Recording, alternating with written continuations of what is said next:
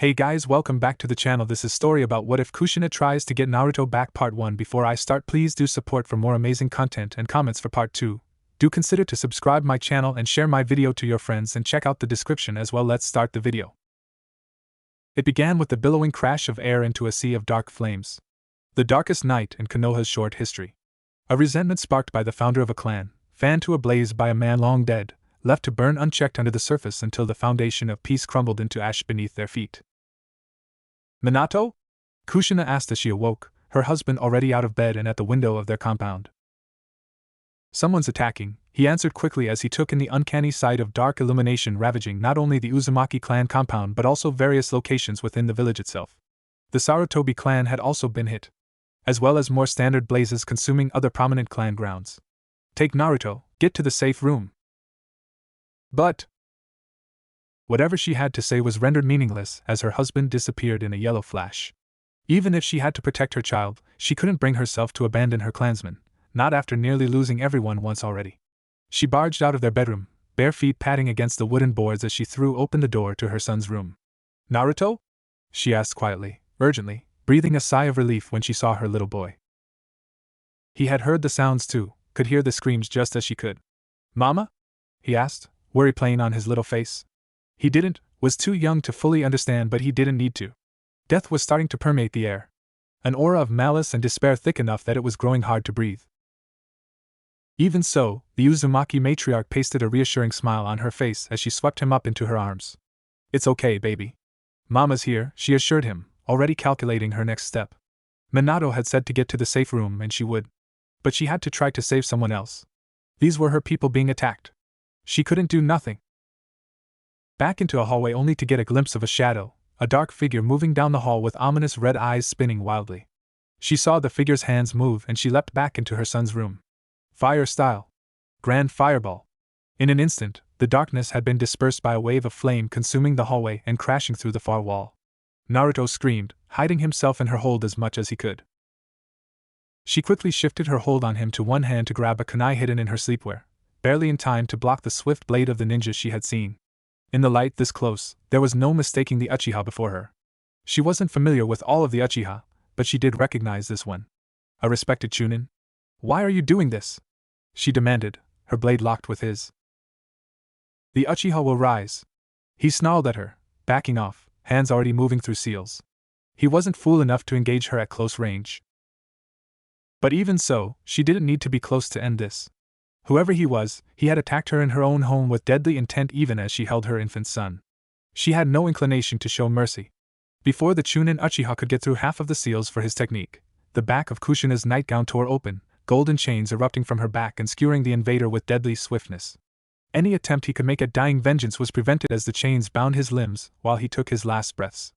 As he slumped in the grasp of her chakra constructs, she released him, discarded him. He was no longer important. What was important was the screams. She couldn't hear them anymore. The only sounds were the flames as they consumed her world. Her clan, her people they were. Naruto. What was important was Naruto. Minato would get revenge for them, she knew. But right now she had to keep her baby boy safe. No chance to be subtle now that she had released her chains. She sprinted down the hall paying no attention to the flames as they licked and scorched her feet. Another Uchiha wasn't even given the chance to cry in alarm as a golden chain struck, circled and snapped his neck. She kept moving, ignoring the shout of alarm as one of the Uchiha corpses was discovered. She didn't know or care which. She was already at the safe room door. Pressing a bloody hand against the wood, the ceiling matrix opened, allowing her to pass through and open the door. Slamming it behind her, she sunk to her knees as the seal slammed shut with an unnatural sound like a wooden clang. She heard the voices on the other side of the door. Which way did she go? "In here. I saw someone come this way. She has to be in here." "Wait, those are seals. It has to be a trap. A safe room or something. Uzumaki and their damned seals. Then we burn the place down around her. Fire style. Grand Fariba." And then more screams began.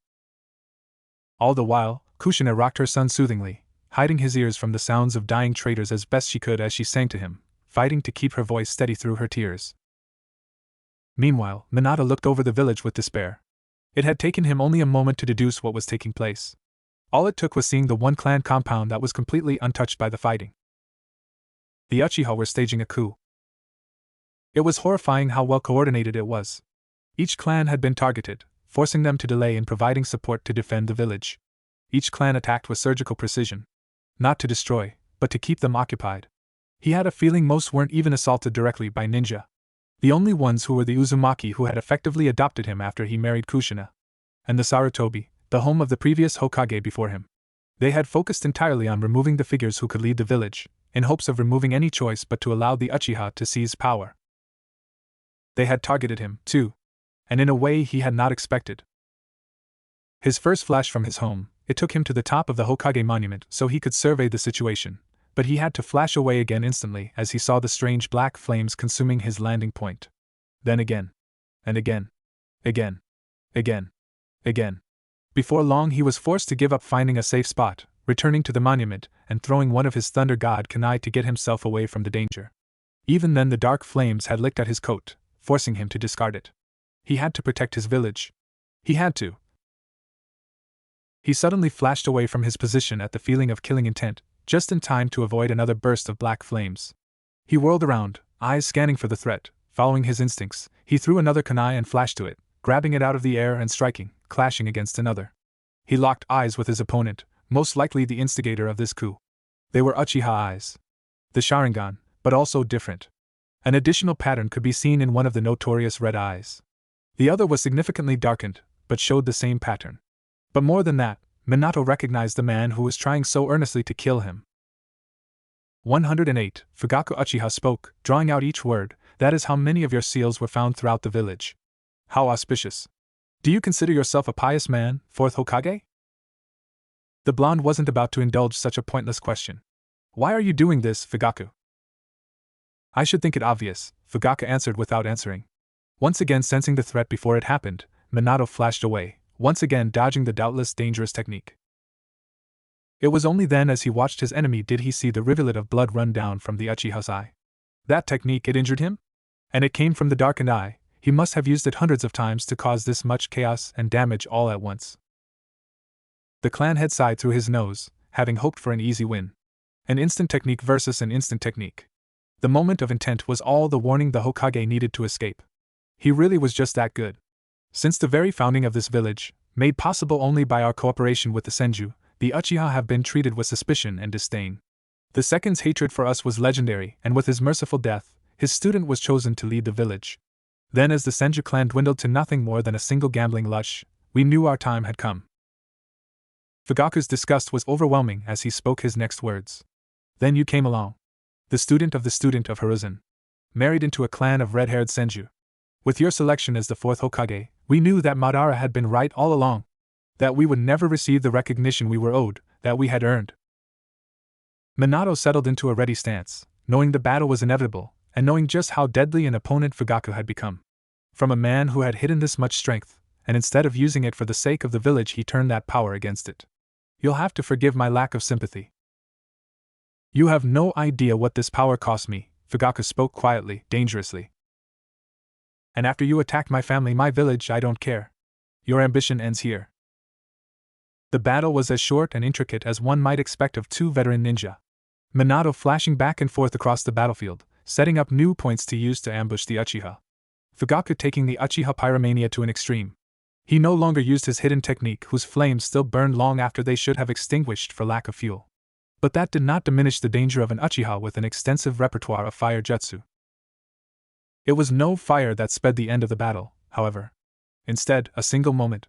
As the two men locked eyes, the other speciality of the Uchiha rose to the fore. The ultimate in genjutsu. Tsukuyomi. Seconds became hours for Minato. Hours trapped in his own mind, experiencing every horror of Fugaku's imagining. He was given the chance to experience being consumed by the fires of Amaterasu. Being flayed alive. Slowly disemboweled. Each new horror ended with returning to full wellness, only to feel the next nightmare begin. And through it all, he did not break. That spirit, that fire in his eyes was never extinguished. So Fugaku got creative. He showed the Hokage what might have been happening to his wife and son at that very moment. Forcing the man to watch as his wife was violated and mutilated, all the while screaming for him to save her. his infant son's wails as he was carved open. And then the perspective shifted. Minato no longer watching the despair of those he loved, instead, he was inflicting it. Hands moving of their own will as he defiled Kushina's body. As he snapped his own child's neck. In the real, waking world, Fugaku almost collapsed. The fight had taken almost everything he had. But it was enough. He had broken Minato Namikaze. He dragged his feet forward, approaching the blonde who had fallen to his knees, eyes vacant. Goodbye, fourth Hokage, he breathed, drawing a kunai, no longer sure of having enough chakra to perform a jutsu. What I do for the good of the village, and of the Uchiha. With a blinding yellow flash, the fallen Hokage who had previously been feet away, was now only inches away. A pain blossomed in Fugaku's chest, then roared for attention as he felt Minato's kunai drive deep into his heart and twist. Your dying words, Minato gasped, seizing the Uchiha's arm, should not be a lie. Fugaku's mouth opened, but he couldn't force out any words, only a confused gurgle. After all that he had suffered, Minato was still able to fight? But as much as he was impressed, one should not underestimate an Uchiha's appetite for spite and vengeance. One last time, Fugaku's right eye spun, the dark flames of Amaterasu igniting on the Hokage's body. With only one eye remaining, Fugaku watched the Hokage hold him with shaking hands as the all-consuming flames began to spread from his midsection. Even in the face of what he knew was certain death, Minato still held on to do his duty. Even in his own dying moments, Fugaku could only hate him for it. Lord Hokage! A voice shouted minutes later, a squad led by Orochimaru finding the two men. He had seen the signs of the battle from below. Whoever the current Hokage had been fighting must have been worthy of note. Dear oh dear, the Sannin tutade on seeing Minato's state. Form a perimeter, fetch the Mednin, he ordered absently, approaching the fallen village leader. He took a moment to examine the Hokage. The flames had done their work superbly. Even if efforts were made to save him, there was no chance. Fire sealing method, he intoned, presenting a seal that drew the flames inside. Not extinguishing them, just moving them. Orochimaru planned to have a great deal of fun studying the properties of the strange technique. How are you feeling, Lord Hokage? He asked, sounding only vaguely interested. The blonde coughed, blood staining his charred lips. I've had better days, he rasped.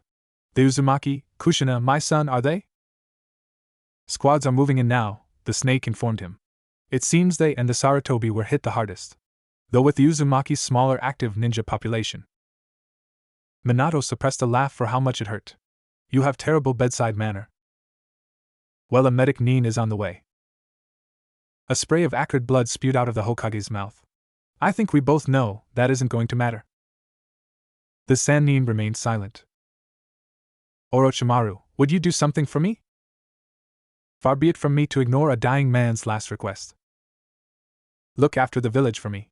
And tell my wife I'm his lips moved, but the last word never formed, trailing off as Minato Namikaze, fourth Hokage, fell into his final rest. The snake Sannin stood from his kneeling position, looking down on the man he had resented for so long. The position of Hokage he had coveted, given to him just for being in the right place at the right time. Kukukukuku. He cackled quietly to himself as the medic approached all too late. Oh, what a good day it was!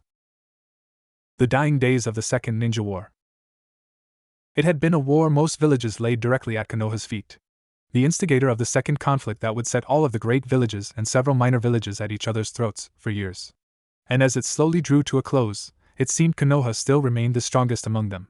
Still undaunted by the hostility of the other four, even if that was helped by those others having their own conflicts between them. However, those conflicts were set aside for the sake of dealing Konoha a blow that would be much harder to weather.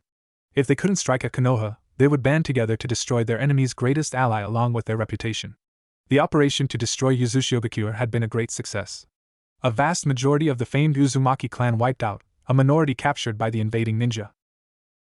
It was practically a miracle that Konoha got word of the imminent attack on their ally. They had arrived nearly too late, only in time to rescue 26 survivors. Those survivors were brought back to Konoha, first as refugees, then as a ratified clan of Konoha years later. Through a legal technicality, Kushina Uzumaki, already a resident and licensed ninja of Konoha, became the clan head as only a genin. Still, with the support of her grieving family, she helped the clan find their feet once again. The Third Ninja War broke out. Once again the world was filled with the chaos and despair of war, and the Uzumaki stood side by side with native Konoha ninja, eager to extract the price of their family's lives and blood. At the closing of the war, Minato Namikaze distinguished himself enough that he was selected by the third Hokage Hiruzen Sarutobi to succeed him as he retired. Years passed. The village entered a new age of prosperity under their young and inspiring leader. He married his sweetheart Kushina Uzumaki, who bore him a son despite dangerous circumstances surrounding the pregnancy. Years later, disaster struck. Not from outside, but within. The Uchiha, having long considered themselves unappreciated for their contributions to Konoha, staged an attack in the dead of night.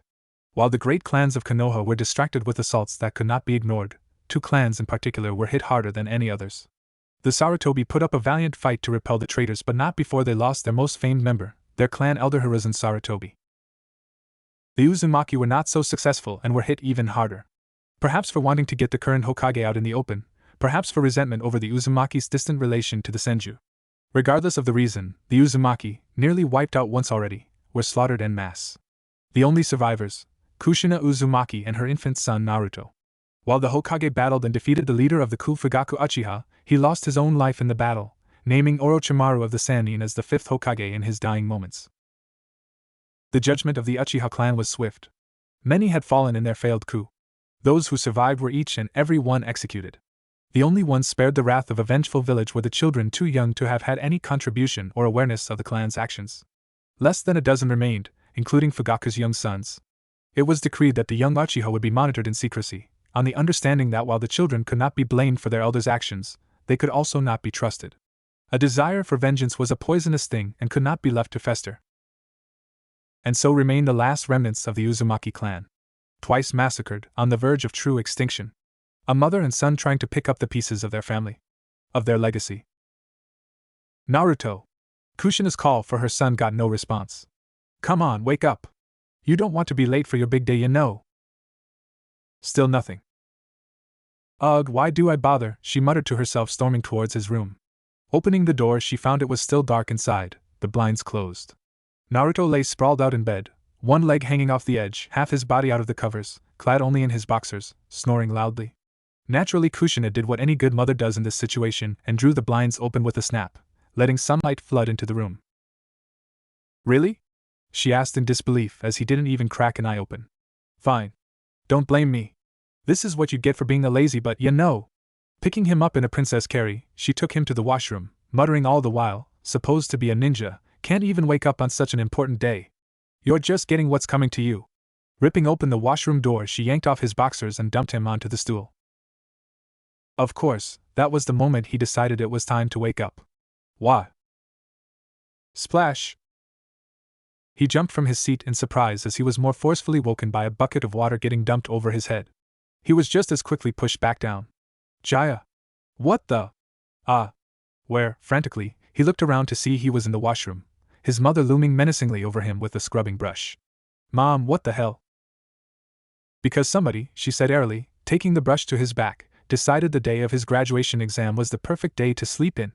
Taking a step as she worked at cleaning her stubborn boy, she realized she had soaked the bottom of her dress. Oh shoot! With a quick movement she shucked her clothes and tossed them back outside the room. Naruto didn't take particular notice that his mother just decided to get naked behind him.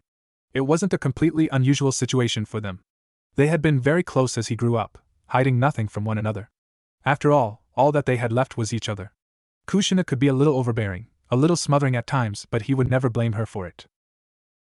It probably helped this unusual closeness and lack of shyness that when her soft, full breasts pressed against him she didn't make a big deal out of a certain part of him growing, rising. For her part, of course she didn't mention it. It was perfectly natural for a boy his age to get excited around a beautiful woman's naked breasts. And she was, after all, a beautiful woman. With amazing breasts. Uzumaki longevity was a wonderful thing. Despite being well into her 30s, Kushina had the face and body of a woman more than 10 years her junior. Perkiness included. I'm sorry, Naruto mumbled, I just got so excited last night I couldn't sleep, you know? With his blood flow going the wrong way for proper thought, it took an extra second for realization to set in. Wait, the exam. I'm not gonna be late, am I? I didn't wake you up like this for nothing, you know? She pointed out, leaning over his shoulder to get at his sensitive bits that were starting to look a little angry. The cleaning morphed in that moment into a full-on mom hug. Ooh, I'm so proud of you. My little man is all grown up, about to become a real ninja. Mom! Don't call me little! He fumed. She giggled at his wounded pride. Sorry, sweetie. My big, strong man. She cooed instead, turning the thing they were both ignoring into a bit of a problem. I'll leave you to take care of that, she said, both knowing what she meant. Then I'll come back and we can take a soak together and go over what you know so you're ready for the exam. Sound good? That sounds great. Thanks, Mom. He grinned up at her. Be quick, okay? I'll be back in a little bit after I check on breakfast. He watched her leave, actively not thinking about how he watched her hips sway as she went. She had asked him to be quick. There would be no problem there. He already felt fit to burst as he began stroking himself. He tried to pull his thoughts towards other girls. To Sakura, she was pretty and smart, and strangely nice to him. Or Ino, who was his academy class idol. The memories of the way she acted around him added to the pressure in his balls, imagining what her sultry looks might mean for the future. But in the end, imagination and daydreams couldn't compare to the memory of the real woman's naked body so recently pressed up against him. In the end, his seed erupted from his cock as he thought of his own mother's soft breasts wrapped around it. He breathed just a little harder as he watched his seed wash away down the drain, a feeling of familiar shame. It wasn't the first time he came thinking of his mother in a sexual way. It wouldn't be the last. He pushed down that shame as he heard her footsteps signaling her return. He turned, seeing her coming through the door. Her long red hair framing her face, cascading down in a silken curtain over her chest. Her voluptuous and fit body, softened somewhat in her semi-retirement. The graceful V-shape between her hips ending in an enticing tuft of scarlet hair hiding what lay beneath. He felt his urges rising again but did his best to push them back down. Are you ready? She asked, her legs parting slightly, offering a glimpse of something pink hiding just out of sight. Naruto swallowed. Yeah. Stiffly, he followed her into the bath, trying to focus on relaxing, on preparing for an important day. Almost an hour later, Naruto was fully dressed, ready to get to the academy, get his headband and become a real ninja like his parents.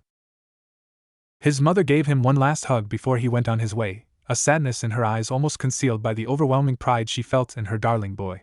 Your father would be so proud of you right now, she said, getting a little choked up. Naruto pulled her in for another hug. Thanks, Mom.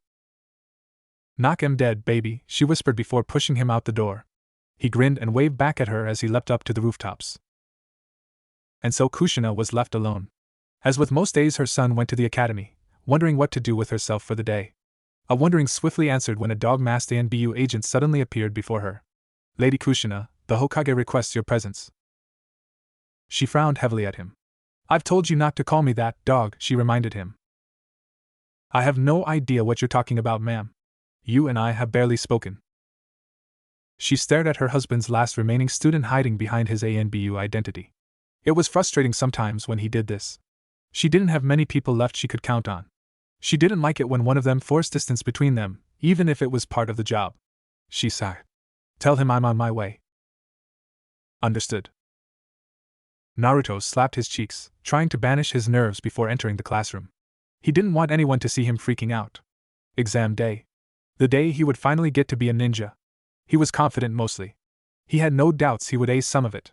The taijutsu exam was his to fail. The ninjutsu exam? Well, he hadn't mastered all of the basic 3, but his substitution was flawless, his transformation excellent. His clones could be a little shaky on occasion, but not enough to fail him. Tool use would be fine. As for his elective class, he took advanced ninjutsu. Sealing had been tempting since it would have been an easy pass. Hell, most of the course was material the village learned from his clan. No, it was more important he learned something, and if that was his goal, of course he should learn more kick-ass jutsu. Sasuke Uchiha taking the same elective made it less fun, but Naruto took his mother's advice and ignored him. The only problem today was, well, he didn't expect to do great on the written exam. It wasn't weighted heavily for final scores, but he knew it would be the thing to trip him up. With everything else, he knew it wouldn't cause him to fail outright, but your father would be so proud of you. He wanted that. He wanted to be someone his parents could be proud of, even if his dad might not see it. Passing the exam was a foregone conclusion, but even so, he studied hard no matter how bored it made him. He knew all the known nature transformations, the history of the village front to back. All of the clans of Konoha past and present like the his eyes widened. Oh no! He was drawing a blank. And he wasn't even taking the test yet. Naruto! 2 voices exclaimed at once, startling him out of his building nerves. Seeking the source, he saw the 2 frenemies Ino Yamanaka and Sakura Haruno. He caught the tail end of their greeting smiles before their attention was stolen by their shared irritation at each other, resulting in annoyed glares from both. Hey Sakura, Ino! He called back, only increasing Ino's irritation at being addressed second. Are you guys ready for the exam? Of course. Ino answered with a confident swagger and a flip of her hair. I got the top grade for my elective and my ninjutsu are great. I'm going to get the top score, Sakura boastfully predicted, not wanting Ino to win their impromptu contest. The mezzanine teacher wouldn't stop praising me for my perfect chakra control. Not hard to control with reserves as small as yours, Ino took the opportunity to snipe. Sakura frowned harshly at her former friend. What was that elective you took again, Ino? Slut studies? Infiltration, Ino answered with gritted teeth only to become all smiles. But I can understand it's hard for information to sink in without bouncing off that billboard you call a forehead. What was that, Ino pig? You heard me, billboard brow. Neither girl noticed until several minutes later that the boy who sparked this round of their conflict had already left. Nor their teacher coming up behind them. Iruka had plenty of practice dealing with the pair's catfights. Calmly he separated them and dragged them into the classroom to take part in the exam. If nothing else, the image of the girls being dragged in by the nape of their necks still trying to get at each other broke a lot of the tension the other students were feeling. I trust you all prepared well for this. I have faith in each and every one of you, the teacher assured the class as he started passing out the written exam. Today you'll show us how all of your hard work has paid off. Keep your paper face down until I give you permission to begin. Not all that far away, in the same building in fact, Kushina Uzumaki was climbing the stairs of the Hokage Tower. It wasn't a place she visited regularly. She had become more than a bit of a homebody since everything. The last time she had been here was Naruto's enrollment at the academy? No, there had been an incident with Naruto, and the younger brother of the new Uchiha clan head she was called in for. Kushina wasn't sure what brain-dead idiot decided two boys whose fathers had killed each other should be put in close quarters every day for years on end. As much as it was obvious that it was a bad idea, Orochimaru had supported it in the end. Taken the ass-covering excuse of the teacher that the boys needed to learn to tolerate each other, otherwise why were any Uchiha spared at all? That was a bad day. She had gotten very angry that day. The Hokage's office needed a new desk afterward. And a new wall. The worst part was that she had somewhat proved the idiot teacher's point. The emotional wounds were still raw for her even so many years later. In the end, she had simply told Naruto that she understood if he couldn't get along with the Uchiha. She advised that if he couldn't, then he should just ignore them. There was nothing that could be done to fix the vicious rift between the two heavily diminished clans. The best that could be expected would be a mutual tolerance of the other's existence. She shook her head, her long scarlet hair flaring out with the movement to fall neatly down her back once again. It was no good to dwell on such dark things. This meeting had nothing to do with any of that, she was sure. A terrifying thought seized her. What if they wanted Naruto and Sasuke on the same genin team? No, Orochimaru wouldn't take that kind of optimistic stupidity that far. If the two were forced to work together, there was a good chance one would kill the other. Naturally, the Uchiha would be the one to die. There was no way her baby would lose to some punk Uchiha. She had taught him well. Lady Uzumaki. A familiar voice called from behind the reception desk. Kushina racked her brain to recall the name of the young man manning the desk. Chunin Yakushi, right? She asked the bespectacled, silver-haired receptionist. Yes, ma'am, he nodded, though it's special Jonin Kabuto Yakushi now. Oh. Congratulations. She offered with a warm smile. I'm sure the Hokage is very proud of your progress, you know. Yes, ma'am, he agreed again with a slight smile of his own. With my promotion I can now act as Lord Orochimaru's full-time assistant. It's a great honor. I'm sure you'll live up to it. Thank you, ma'am. The conversation was suddenly interrupted by the sound of an explosion behind the door to the Hokage's office. Kushina was initially alarmed until she saw the long-suffering look of the Hokage's new assistant.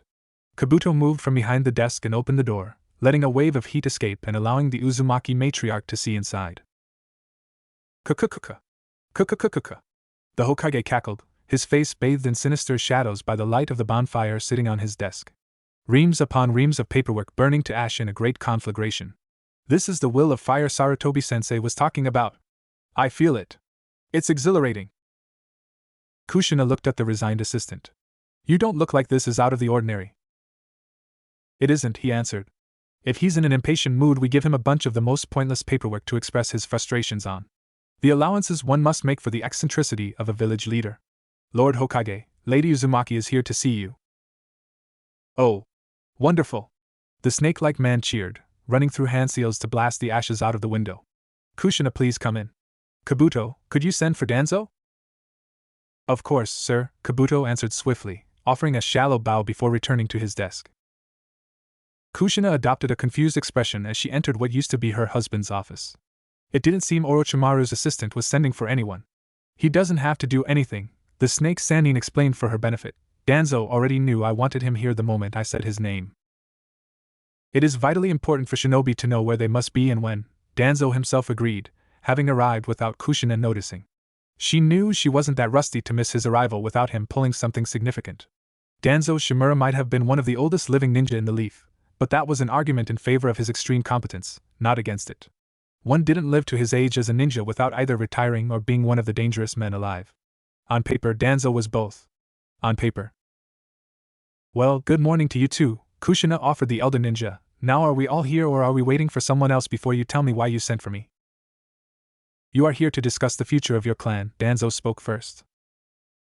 Thank you, Danzo, Orochimaru interrupted in a tone that translated to shut up. While the Hokage had invited his advisor into the meeting, it wasn't to take control of it. Yes, it is time to talk about what Konoha can do for the Uzumaki in your time of need. Our time of need? Kushina echoed with a slightly bitter laugh. Did that start today? I had no idea. Had you asked, the village would have given you and your son whatever aid you would have requested, Orochimaru said somberly. I owe your late husband that much at least. Instead, you chose to more or less sequester yourself within your clan grounds.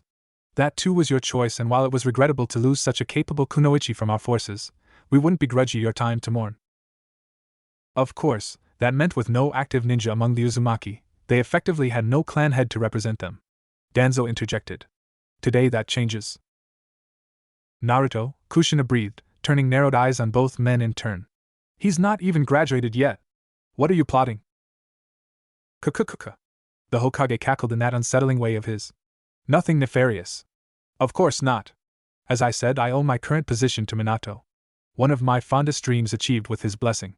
If I can't pay him back directly, then why would I not settle that debt by aiding his son? And should everything work out, it will benefit Konoha also. It's so wonderfully convenient when several problems can be solved at once. As for being quick to consider him a clan head, Danzo added, you yourself set that precedent when you took that position as only a genin. While it is not ideal, I am sure your son would be more than willing to rise to the challenge.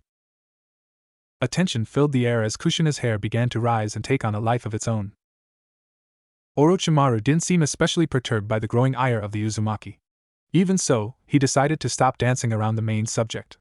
It is past time we began implementing measures to allow for the clans in danger of expiring to flourish once again. As such, we will be implementing what is being called the Clan Restoration Act. A measure to allow for near-extinct clans to take unusual measures, repopulate more quickly.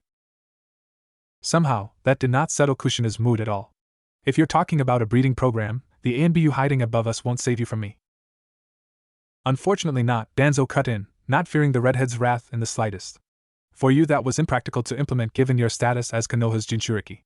Any pregnancy would be a great danger to the village. For your son there is no such danger, and yet our Hokage disapproves of such measures. The elder's disappointment in that was audible. Well, what do you know, Kushina scoffed. If this is the alternative, my husband made the right choice, Orochimaru. The snake Sannin practically glowed on hearing the praise and approval, even backhanded as it was. Yes, I am a great Hokage, kukukuku. Orochimaru. Ah. The pale man jerked as he awoke from his reverie. Yes, the act doesn't force anything. The other clans would be furious if we tried to force anything on any clan for the precedent it would set. Instead, it ensures that for clans that are in danger of dying out, the majority of laws that define lawful intimate conduct do not apply. Your son can be intimate with any and as many women as he likes so long as they consent. The only other restriction is that he can only legally marry one woman for the sake of deciding the heir to the clan. Other women on whom he produces children would be considered part of the Uzumaki clan also, but not your son's wives. More like mistresses. Or concubines, Kushina finished for him before he could come up with another pretty euphemism. I'm surprised the other clans aren't furious at the favoritism. What favoritism? Orochimaru asked. This law doesn't only apply to your son. It will apply going forward to any clan that is in similar danger. In fact, another clan is eligible already. The Hataki. Oh no, Kushina moaned. She could imagine what Kakashi's reaction would be. Have you told him yet? He giggled to himself, said he was just like some character or other from Jiraiya's smut novels, then left, Danzo spoke irritably. Naturally, he won't participate. Well, you're not wrong, Kushina agreed, looking and sounding sympathetic. Her husband's last student was a broken man. Forming intimate relationships was not at all something the last Hataki was interested in. So it's all Naruto's choice if he wants to go along with this? Of course, Orochimaru nodded. Well, there will be measures put in place to encourage young women to participate. It would be asking them to be in a polyamorous relationship with a single man, and I've been made to understand that's not a desirable circumstance. Kushina remembered the times her son complained about the two girls who fought over him. Or the Hyuga girl who wasn't quite as subtle as she thought she was hanging around the Uzumaki compound. She imagined at least some young girls wouldn't be so difficult to sway towards such an arrangement. Though she could already imagine how the contest would shift from who got to be with him to who got to marry him. She would be lying if she said she wasn't at all intrigued by the whole arrangement. Her boy being an awesome super stud oodles of grandbabies, well, didn't you just think of everything? Kukuku, oh, I can't claim all the credit. My apprentices were happy to point out flaws in my original proposal. Clan and relationship dynamics, ugh, I rarely have the patience to understand such things. That sentiment underscored by a look as though he had tasted something awful. That said, I am confident in it. You're welcome to have a look at the exact text of the law. And when will my son learn of this? Today, Danzo answered. Today? Your son should not rise to his new position within the village before he learns of it, the old ninja explained reasonably. The other clans and the village as a whole will learn of it over the next few days. Better he not be entirely blindsided. Oh, not entirely, Kushina thought to herself bitterly. Only mostly. Hours later, Naruto was celebrating with his classmates, cheering and backpatting all around for all of the newly graduated students. While the parents had arrived, they were happy to stand back and watch their children for a time, staring fondly at the crowd of teenagers proud of their first accomplishment as ninja of the leaf. It was Naruto himself who first broke from the crowd of youngsters as he saw a shock of red hair he wasn't expecting to see. "Mom!" he shouted, running over, grinning up at her under his new headband. Even if it might embarrass him, she wasn't able to resist from sweeping him into a crushing hug. "Congratulations, son." "Thanks, Mom." He continued to grin as she pulled away, only to suddenly look confused. "But I didn't think you would come." "Well, it's your big day, She deflected. "Oh, you look so handsome in that headband. If your hair were longer, I might have mistaken you for your father." He rubbed his nose, his cheeks pinkening in embarrassment at the compliment. "Have you said goodbye to your friends?" "Yeah." "Good, we have a meeting with the Hokage to get to." Naruto blinked, a little awe in his gaze. "The Hokage? What about?" "I think it might be better to let him explain." A little while later, Naruto sat in the Hokage's office, dumbstruck. Danzo was no longer present. Kushina had insisted he not be for this meeting. Advisor and trusted friend of the third or not, he just rubbed her the wrong way. The explanation of Naruto's new status had been eye-opening for the boy. That he was suddenly clan head was one thing. He had honestly assumed his mother had been clan head this whole time, only now learning the Uzumaki had been without one for over a decade. But on top of that, to suddenly be responsible for repopulating it. It was a lot to take in at once. But if this was so important, why, he furrowed his brow, I wouldn't want it to happen. But why didn't this come up for Mom? There are safety concerns, Orochimaru offered evasively, that make her bearing more children difficult. Safety concerns? The blonde exclaimed, a voice filled with fear. "Mom, are you okay?" No, I'm fine, Naruto, she assured him quickly. It's just, she sighed to herself, having known this day would have to come eventually. "Could you tell him? He needs to know." "Naruto," the snake Sannin spoke, arms crossed, "your mother is what is called a Jinchuriki. You learned of the tailed beasts in the academy?" The boy nodded. "Konoha is custodian of the 9 tails, the great demon fox. In order to keep the tailed beasts contained, they are sealed away, often into people as a means of controlling them. However, due to the 9 tails being so powerful, the most powerful among all the tailed beasts, it requires a person with a strong life force to contain it. Ever since the founding of Konoha, this has been the duty of the Uzumaki. First your ancestor Mito, the wife of Hashirama Senju. And when she passed, the beast was transferred to and sealed within your mother. She has been its secret guardian ever since.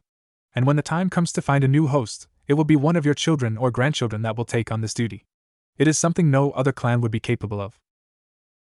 "Whoa," Naruto breathed, looking at his mother with new eyes. "You were this cool and important?" She smacked him on the back of the head. Why were you saying it like I wasn't cool before, you know? Oh. He whined, rubbing at the spot. You are. I always thought you were awesome, but now you're way more awesome, you know. Oh, Kushina uttered, suddenly feeling and very much looking bashful. Well, thank you. But I don't get it. What does that have to do with you not having more kids? When it comes to the 9 tails, no seal is perfect, Orochimaru cut in again to explain. Extreme trauma can cause the seal to weaken. Childbirth is one such trauma that can cause it. When you were being born, it happened in secret, far outside the village just in case something went wrong. Thankfully, nothing did. But that is why no one even suggested your mother try to repopulate the Uzumaki herself. Risking the 9 tails breaking free would be too much to contemplate. And it would be a terrible thing to ask of a widow, Kushina added sharply.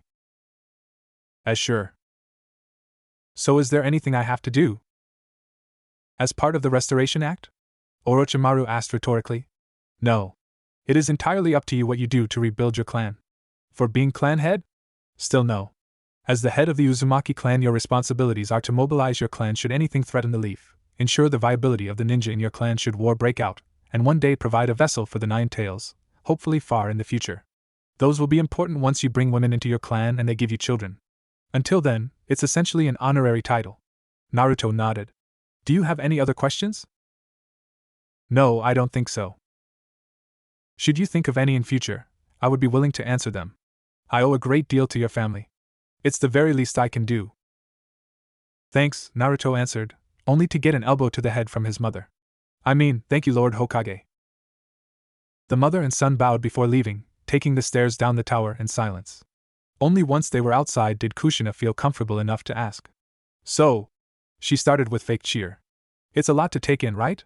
She put a hand on her son's shoulder as they walked through the streets of the village. How are you holding up? Yeah, it's a lot, he admitted, but even so a smile found its way onto his face. It's kind of great though, isn't it? Huh? I mean, I don't really remember before everything happened. It's just, we have all that space, it feels like we had a huge family, you know? It won't be the same. We can't bring it back. But I think I'd like having a big family. Kushina wondered to herself whether he really didn't remember even deep down. Because his feelings seemed to match hers so well. Yeah, I think so too. I know you've wanted this for a long time. Just do your best. That was what her father had told her. After so long trying to convince him how great it would be for their clan, the news that had come to them this week had finally convinced him. Ino Yamanaka had finally gotten her dad's permission to pursue Naruto Uzumaki in earnest. She didn't really care that much about how good it would be for her to make a blood tie between the Yamanaka and the Uzumaki through her children. She just wanted him because she thought he was fun and hot. But with the Hokage's new declaration, there was no losing play for her to make a move. Either she got with him as one of many, or she won the ultimate prize of being his legal wife. Either one would be fine by her, though she was Ino Yamanaka and Ino Yamanaka played to win. She didn't even consider the possibility that he might turn her down. As if that would ever happen. The most beautiful flower of the Yamanaka? Please. He would take her and thank her for the privilege. Even better, once she got him, she could even bring Sakura in. They wouldn't just be friends again without the need to compete, they could be like sisters. So, what was her grand strategy? Her great plot to win Naruto Uzumaki's heart? It was simple, really. Hey Naruto. Hey Ino. How's it going? First girl wins. Oh well, you know, she answered, twisting in place as she played with her hair. My mom just offered to cover my shift at the flower shop last minute. Wow, that's super nice of her. He was so earnest and naive sometimes. Yeah, but it was so last minute I don't even know what to do with all this free time, she lamented. You wanna hang out? Well, I was gonna do some ninjutsu training today, he wavered. She did her best to look disappointed. But sure, hanging out with you sounds great. Great. She cheered, suddenly all smiles again as she forcefully looped her arm through his. Then let's go to your house. And my house? Yeah, I've always wanted to see, that's okay, right? His hesitation had no chance of winning out against her pleading look. Sure. I mean, that's fine. She laid her head on his shoulder as they walked, a victorious smile hidden from his sight. Stage 1 complete. The Uzumaki compound. A small section toward the west edge of the village, much like the other clans, far away from the village gate. Several roofs with red tiling, each marked with the Uzumaki spiral. Only one building was currently in use now. A comfortable home meant for more than the two who lived there. Even the only lived-in residence felt empty. Ino almost felt ashamed of her slight seductive manipulations. Comparing the life Naruto lived, it felt so lonely compared to hers. Every time she went home she would have at least a few of her clansmen greet her. Was this why he was so outgoing, so friendly and cheerful? The guilt washed away when she remembered why she was doing this. It wouldn't just be for her. Yes, she wanted Naruto, but if she got together with him he wouldn't be so alone anymore, right? For Naruto's part, he was looking around confused. The seals marking the entryway should have triggered, letting his mom know he had come back, that he had brought a guest. Had she gone out too? That was strange. But he soon had other things on his mind. Show me your room? Ino asked, putting on an image of innocent curiosity. He blinked. Swallowed. She was really close. The scent of flowers he couldn't name invading his senses. Why yeah, he stammered, flushed. He wasn't even aware his feet were moving as he led her through the house to his bedroom, eyes only on this girl who was a girl. A girl he had brought home. A girl. His thoughts cycled on that over and over. His mind stopped protesting completely, only focused on what was happening, what it might lead to. His hormones took control, higher processes gone, he could only think to do whatever Ino wanted if it meant things might happen. As he stopped in front of his room, Ino disconnected from him, sliding open the door and skipping inside. She made a show of inspecting it, bringing him a feeling of anxiousness as he awaited her judgment. Wow, it's neater than I thought it'd be, she mused, one finger to her pursed lips. A pose that brought yet more lewd thoughts to his mind. He suddenly felt grateful to his mom for tidying things after he went out. Only in this moment did he realize his slight slob-like tendencies might be a problem if he brought girls home. She took another look around the room, noticed the desk, the chairs, ignored both to instead bounce down onto his bed. Well? You gonna join me? His mouth felt dry, his feet moving on their own again to take him to his bed, his legs bending to place him next to her sitting on his bed. Things were happening. Would things happen? It felt like things were about to happen. On his bed. She went to his bed. That meant things, right? She wanted to do things? Naruto? Yeah. It came out loud, she flinched back. Sorry, yeah? Her left hand crossed her body to grab his, she watched his eyes dilate at the contact. You know I like you, right? He didn't trust his voice anymore after last time. He nodded. I want to be with you. I have for a long time. Her body turned to face him fully, her face coming closer to his, her breasts brushing against him with the movement. Do you want to be with me too? His answer was almost immediate. It almost came out as an eager shout like before. But somehow in this moment, that question, it sparked a realization. Something he couldn't just ignore.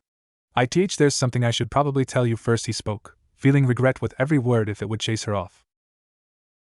I already know, she whispered, he could feel her breath on his skin, there'll be others. I don't care. Daddy finally gave his blessing, so I'm being honest with what I want. She took his hand, pulling it up to rest on her breast. Do you want me to? Slowly, he nodded again. She closed that last inch between them, her lips pressing against his. Her lips were so soft, she smelled so good. I've never done anything before with a girl, he admitted. I figured, she smiled at him. If he didn't jump at her advances, there was no way anyone else got close. Just let me take the lead, I'll take care of you. She unzipped his jacket, and he followed her lead in taking it off, followed by his shirt to reveal his bare chest. She was glad to see no chest hair on his chiseled form. Ninja bodies. Never a disappointment. She pulled her own purple top up and off, leaving her top half as bare as his. You like? He nodded shakily, he very much did. Her breasts were lovely. A delightful teardrop shape, her pink and pebbled. He wanted to taste them. Was that wrong? He didn't know if that was wrong. Before he could pluck up the courage to do anything, her mouth was on his again as she pushed him onto his back. Her lovely soft breasts pressing against his chest, her tongue seeking entrance into his mouth. His met hers as their kissing deepened. But then she began to slide down his body, kissing her way down his chest. As she passed his stomach, her hands grabbed hold of his pants. He raised himself to help her shimmy them down along with his boxers. Ino was pleasantly surprised as his things sprung up in front of her face.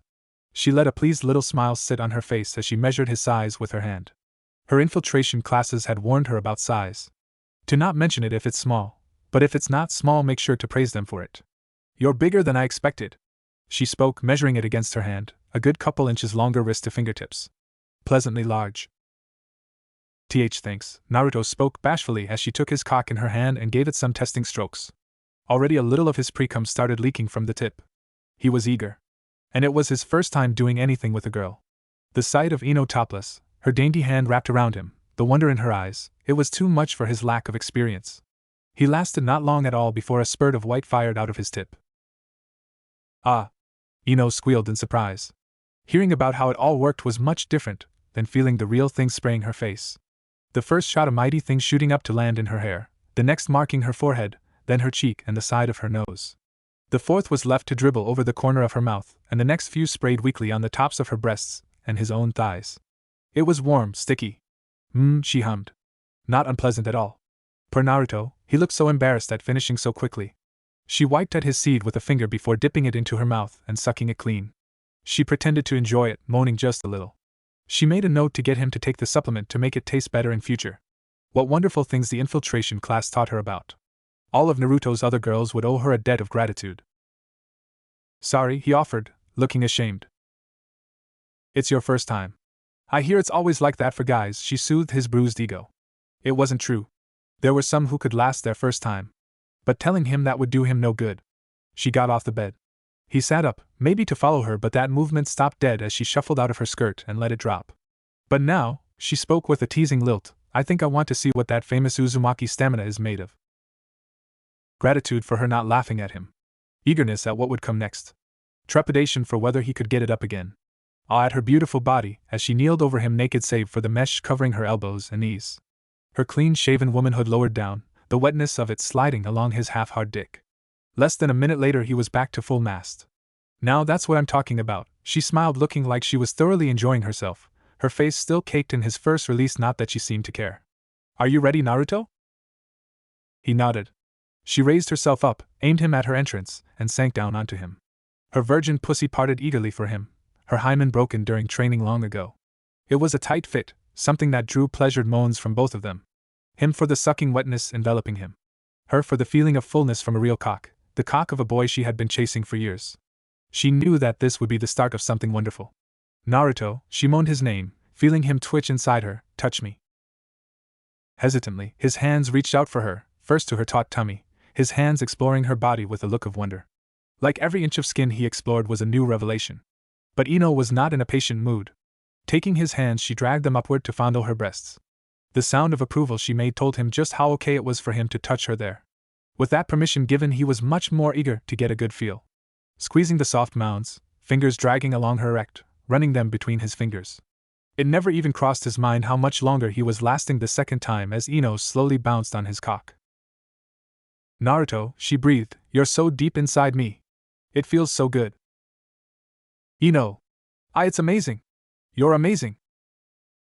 Her pace picked up, no longer feeling the need to savor the moment Ino started to genuinely fuck herself on her new boyfriend's cock. Lewd sounds of wet slaps, groans of pleasure, the creaking of bed springs.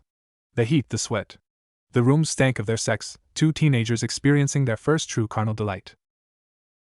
Naruto, I want you to come inside me, Ino begged. Are you sure? He asked. He knew how this worked. If it was a bad day.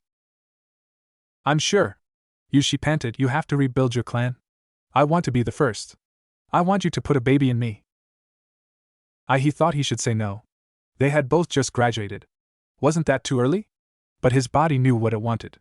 And what it wanted was to flood her womb, to breed her, to fill her with the next generation of Uzumaki. Okay, he exclaimed, pulling her down chest to chest as his hips moved up to fuck her furiously from below. Thank you, Ino. I promise, I'll take responsibility. Naruto. She squealed, feeling something coming, the familiar build of an orgasm only more intense. Naruto, I'm. Ino. He slammed their hips together one last time with a wet squelch as he started emptying his once depleted balls, dumping his seed into the Yamanaka. Even for his second release in such a short time, it was like his body knew his urgency, his desire to breed this beautiful girl. His release felt barely diminished. It was still enough to fill her pussy to overflowing, his seed leaking from where they were joined. He felt her tighten around him, her pussy milking him for more and more, her teeth clamping down on his shoulder as she rode out her own orgasm. Ha ha ha! Naruto panted, Ino going limp atop him. That was intense. Naruto, Ino breathed, raising her head weakly to look him in the eye out of the corner of hers. If it happens, I'm glad. I'm glad it's you. I'm glad too, he smiled. I promise, I'll always protect our family. Our family. A new warmth blossomed in Ino's heart at the thought. Yeah. That sounded good. Her and Naruto. A family. Neither of the newly graduated genin had any suspicion of the irate redhead who had been watching the entire time. Today Kushina expected to have the house entirely to herself. Her son had already left, wanting to practice his ninjutsu. Namely his basic 3. While he could do that easily on their clan grounds, his mastery of his transformation was enough. He preferred to test it against real people. And if he had to leave the house for one, there was no need to hang around for the others. Plus, he simply liked being around people. Her boy was so outgoing. She was glad for that. She herself, she struggled a little with that sort of thing. Everywhere she went she saw threats. People with hidden knives ready to end her family once and for all. She had been perhaps overprotective of Naruto for a few years after the incident. It was only on realizing how miserable it made him keeping him locked up in a big empty house that she gave him room to breathe. He wanted to be out there, among the people like she used to. The sad truth was she couldn't bring herself to follow him. She trained her boy. Made him strong. Strong enough to protect himself. Because she knew she wouldn't be able to protect him anymore. Kakashi had promised to look out for him, just in case. Gods bless that boy. But Kushina, she knew she was withering away in this house. She hadn't fully let herself go. A lifetime of training would see her dead before she would do that. But she had become more than a homebody. She didn't like it outside the walls of the compound. For as much as Danzo was an old windbag, he wasn't wrong. She was effectively retired as a ninja. No longer fit for duty. But there was one duty she would never give up. The duty, the joy of a mother. The only thing she lived for now was to see her son safe and happy. She would do anything to protect his smile. It was for that reason and no other that she had picked up her sword again. Why she went to the dojo to practice the old kata of the Uzumaki sword style. It was something she had tried to teach Naruto, but he didn't seem to have an aptitude for the blade like she did when she was young. Her aptitude seemed to have held even after more than a decade of rust as she flowed through familiar movements, her body as naked as her blade as she went through the flowing circular movements of the style. Her nudity was not a personal preference but more an efficient choice, for as she felt satisfied with her movements she moved on to the second stage of the style. Calling upon her chakra, she molded it and shaped it to her water nature, let it swirl about her. Suddenly her dance of a single blade became a dance of 4, 1 of steel and 3 of water, all flowing in mesmerizing patterns about her, soaking her as they moved. Her control over them wasn't what it used to be. There was work to do. Yes. She would protect her son's happiness. And if he wanted a large family, women to love and protect as they revived the Uzumaki, then she would protect them. She would never let her son feel the pain of loss that she felt every day. She grunted, her blade slowing, the 3 water blades that followed it splashing apart. She felt the alarm seals ping her senses, her fear rising for a split second before she realized it was just her son coming home early with a guest. She crept toward the entrance, staying out of sight to get a good look. Just in time to hear, "Show me to your room?" Blonde hair, blue eyes and an air of youthful confidence.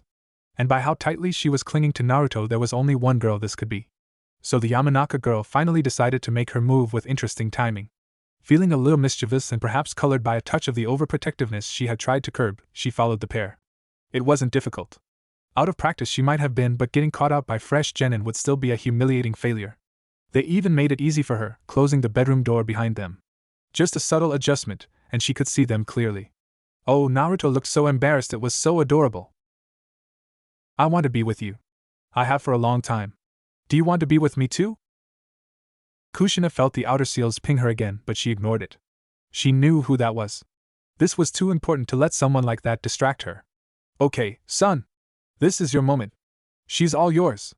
Just go in for the kill." There's something I should probably tell you first."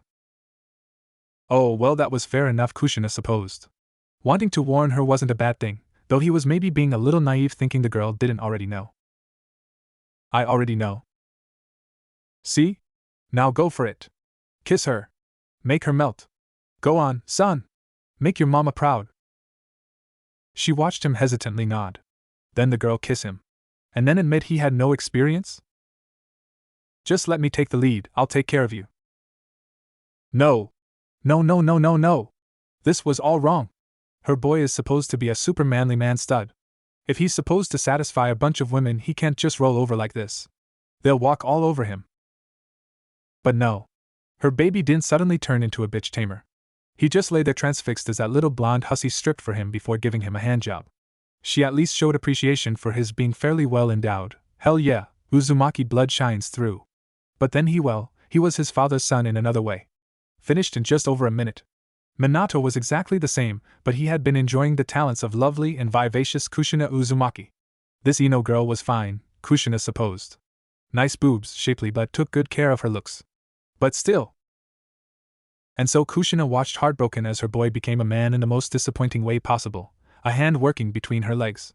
She was naked and watching two very attractive people have sex. It was something of an inevitability that it would get her hot and bothered. She watched as Ino rode her son, as she had to prompt him to touch her, had to guide his hands to be more aggressive. But her hope was not lost. In the final moments of their coupling, she saw her son suddenly take charge from beneath at the thought of breeding her. That was something. Maybe he wasn't a totally lost cause. On that gladdening realization, her thighs pressed inward around the fingers of her left hand while she bit down on her right to silence the moans of her climax. Suddenly clearer-headed, the nude redhead nodded to herself, resolved to follow through with what needed to be done. Her boy would be a man among men, making girls go weak at the knees from a look. She would make sure of it. But first, a little peeper needed to be chastened. She stepped away from the door and disappeared in a swirl of water, reappearing outside the compound in front of an unexpected Hyuga. Eep! Hinata squealed, leaping back and tripping backwards at the sudden appearance of the naked Uzumaki. Hello Lady Uzumaki. She spoke nervously, awkwardly returning to her feet. Did you forget to put on clothes? Kushina put her hands on her hips. I get the feeling you've seen it all already, you know? The girl's lips curled upward a little at the familiar verbal tick, but blushed and looked away. Yes, she very much had seen it all before. Multiple times. I was just spying on my son, Kushina finished, folding her arms under her bust. Again. I am not spying, she denied. Only after saying so did she remember to turn off her Byakugan. I mean it's not for. I know what it's for. I was young once too, you know. Scared to confess to the boy you like, the Uzumaki matriarch commiserated, remembering happier, simpler times. But I think you just saw where hesitation got you. The pale-eyed girl pressed her fingertips together, eyes averted from the mother of the boy she just watched lose his virginity. I'm sure he and Ino will be very happy together. Who knows? I hope so, Kushina offered with a shrug. Question is, you lost out by not gathering your courage. You gonna keep watching from the sidelines? Getting no worthwhile response, the woman sighed. It's kinda depressing seeing a girl not willing to put herself out there, you know? But it's your choice. Run along, little Hyuga. She watched the girl leave. The timid Hyuga princess. Her boy might not be a true lady killer yet, but the girls from all walks of life seemed drawn to him anyway. It was a shame that one didn't show that much spine. Maybe once she grew up a bit. But for now, Kushina resolved to put the girls seeking her son's heart out of her mind. She had to focus on her boy. To help him and teach him like she always had. And she knew just what to do. The sharpest blade couldn't remove the smile from Naruto's face as he led his girlfriend? His lover? As he led Ino to the door. Ino's smile didn't quite match his in intensity, but it did have a satisfaction in it that showed how little problem she had with how the visit had gone. I should come over again, Ino spoke as she stood on the Uzumaki's doorstep, hands clasped in front of her in a practiced demure pose. That'd be great. Naruto instantly agreed, plainly eager for a repeat of this one. His fellow blonde gave him an amused look, dropping her false pose for one matching her natural temperament much more, hand on her cocked hip. I meant to meet your mom, doofus. Oh, right, hee. The Uzumaki laughed awkwardly, scratching his cheek.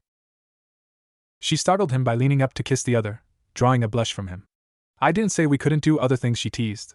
But I should meet her, talk to her and stuff if I'm gonna move onto your clan grounds, right? And move? Of course, the girl nodded, resting a hand on her abdomen. After all, if you know, then I'll be part of your clan, right? I'll be your woman.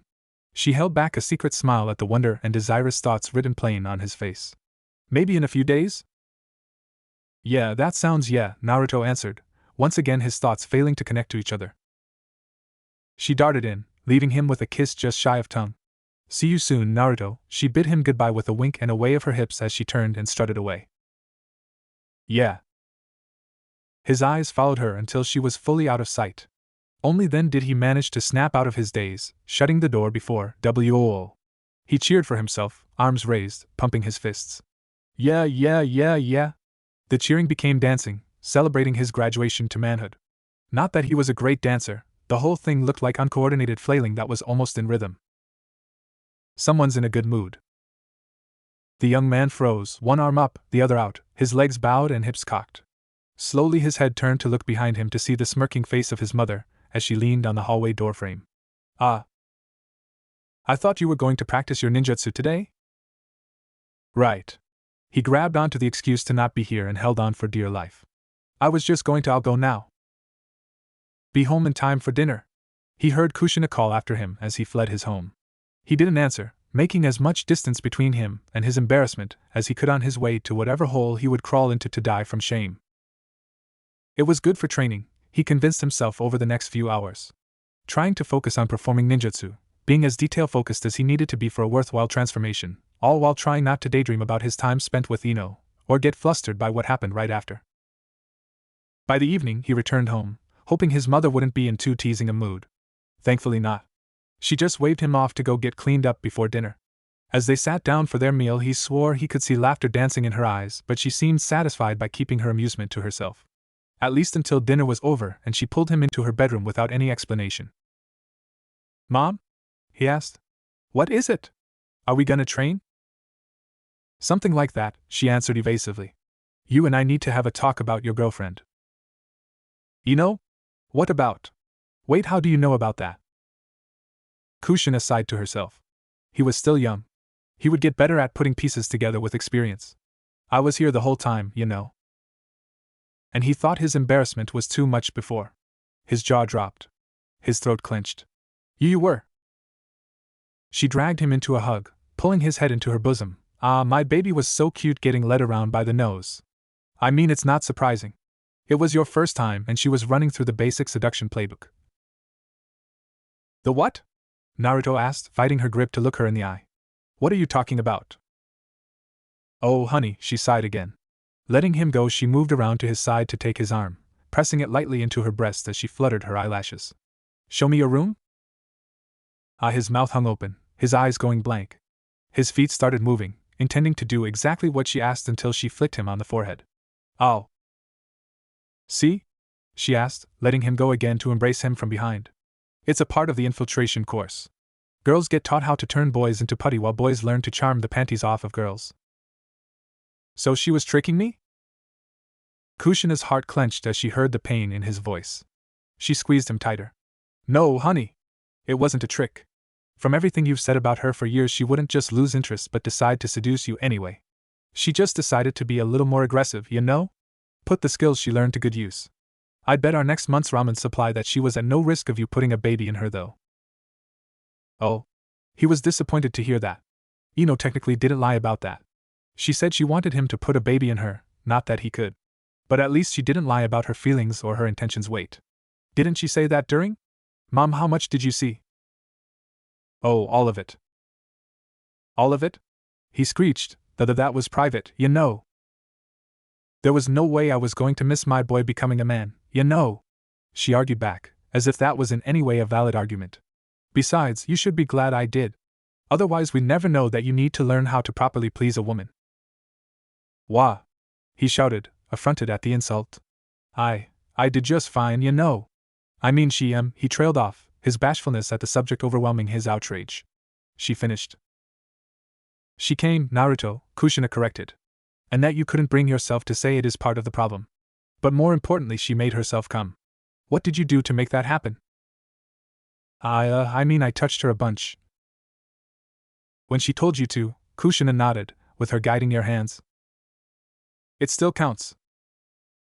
"Sweetie, it's okay," she assured him, putting her hands on his shoulders and kissing his forehead on the mark where she flicked him earlier. "It was your first time. It was sweet that you were so considerate of her. But I'm gonna let you in on a secret." Well, it wasn't really a secret, but it was something some men had trouble understanding, especially the overly considerate ones like her boy. You can be as sweet and loving as you want. Most people enjoy a little romance, men and women. But when you get into the bedroom and you both know what you're about to do, it's more than okay to be aggressive about it, you know? A lot of girls like it when the man takes charge in the bedroom. Not all of them, and the ones that don't will let you know pretty quick. In fact, that's something to keep in mind. If she doesn't like something, she'll let you know. We're not made of glass, you know. Naruto nodded along. It made some sense to him, and he trusted his mother's advice implicitly. Was it like that for you and Dad? Kushina giggled. No, I rode your father like a prize stallion while he held on for dear life. It was the one unfortunate thing about their marriage, but she loved him dearly regardless. It wasn't like she minded being the one on top even if she would have preferred her man to ravage her, just taking what he wanted from her body. Some heat and a lewd smile rose to her face at the thought. Oh, her son uttered with wide eyes. His feet shifted, his legs spread a little more, dearly wishing to adjust himself but not wanting to draw attention to how appealing an image that put in his mind. His father was just an image on a mountainside to him, so all he could imagine was his mother, naked and sweating as her body rode a faceless blonde man. Her face a spectacle of pure ecstasy. Before he even realized, the faceless man wore his own face, and suddenly the Kushina in his mind was moaning his name. His stance widened even more, failing to notice violet eyes flicking downwards for an instant at the movement. But what if I do it wrong? And that's why we're here, she answered cheerfully, ruffling his hair. Sex is made better with skill and experience just like anything else. So if you're going to be the kind of lover who can make a woman thank the gods for letting you inside her, all you need to do is train.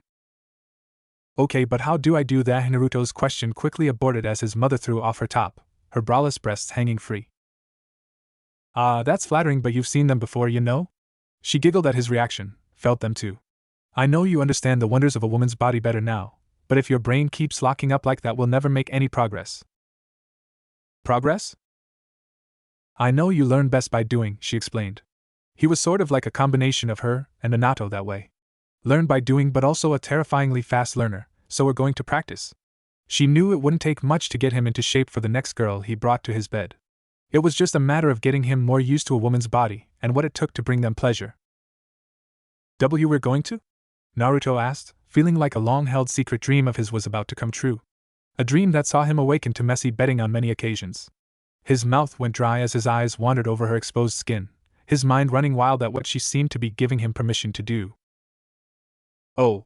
Kushina laughed lightly, realizing where his mind went. We're not going to go that far, she clarified. You're just going to do a little exploring, that's all. Seeing what it takes to please a woman. She shimmied her long skirt down over her hips to let it pull around her feet, her simple panties following right after. Ready? I'm all yours. I'm all yours. The words echoed in his brain, his dry mouth suddenly salivating. Yes. He'd always wanted to, always felt a secret shame for wanting to, even if his mother clearly understood. But now she was letting him. Hesitantly, he took a step towards her. Separated by barely inches, his hands came up, just below her breasts, hesitating for just a moment longer before cupping them softly. Kushina hummed lowly, looking into his eyes. What do you think I'm thinking, Naruto?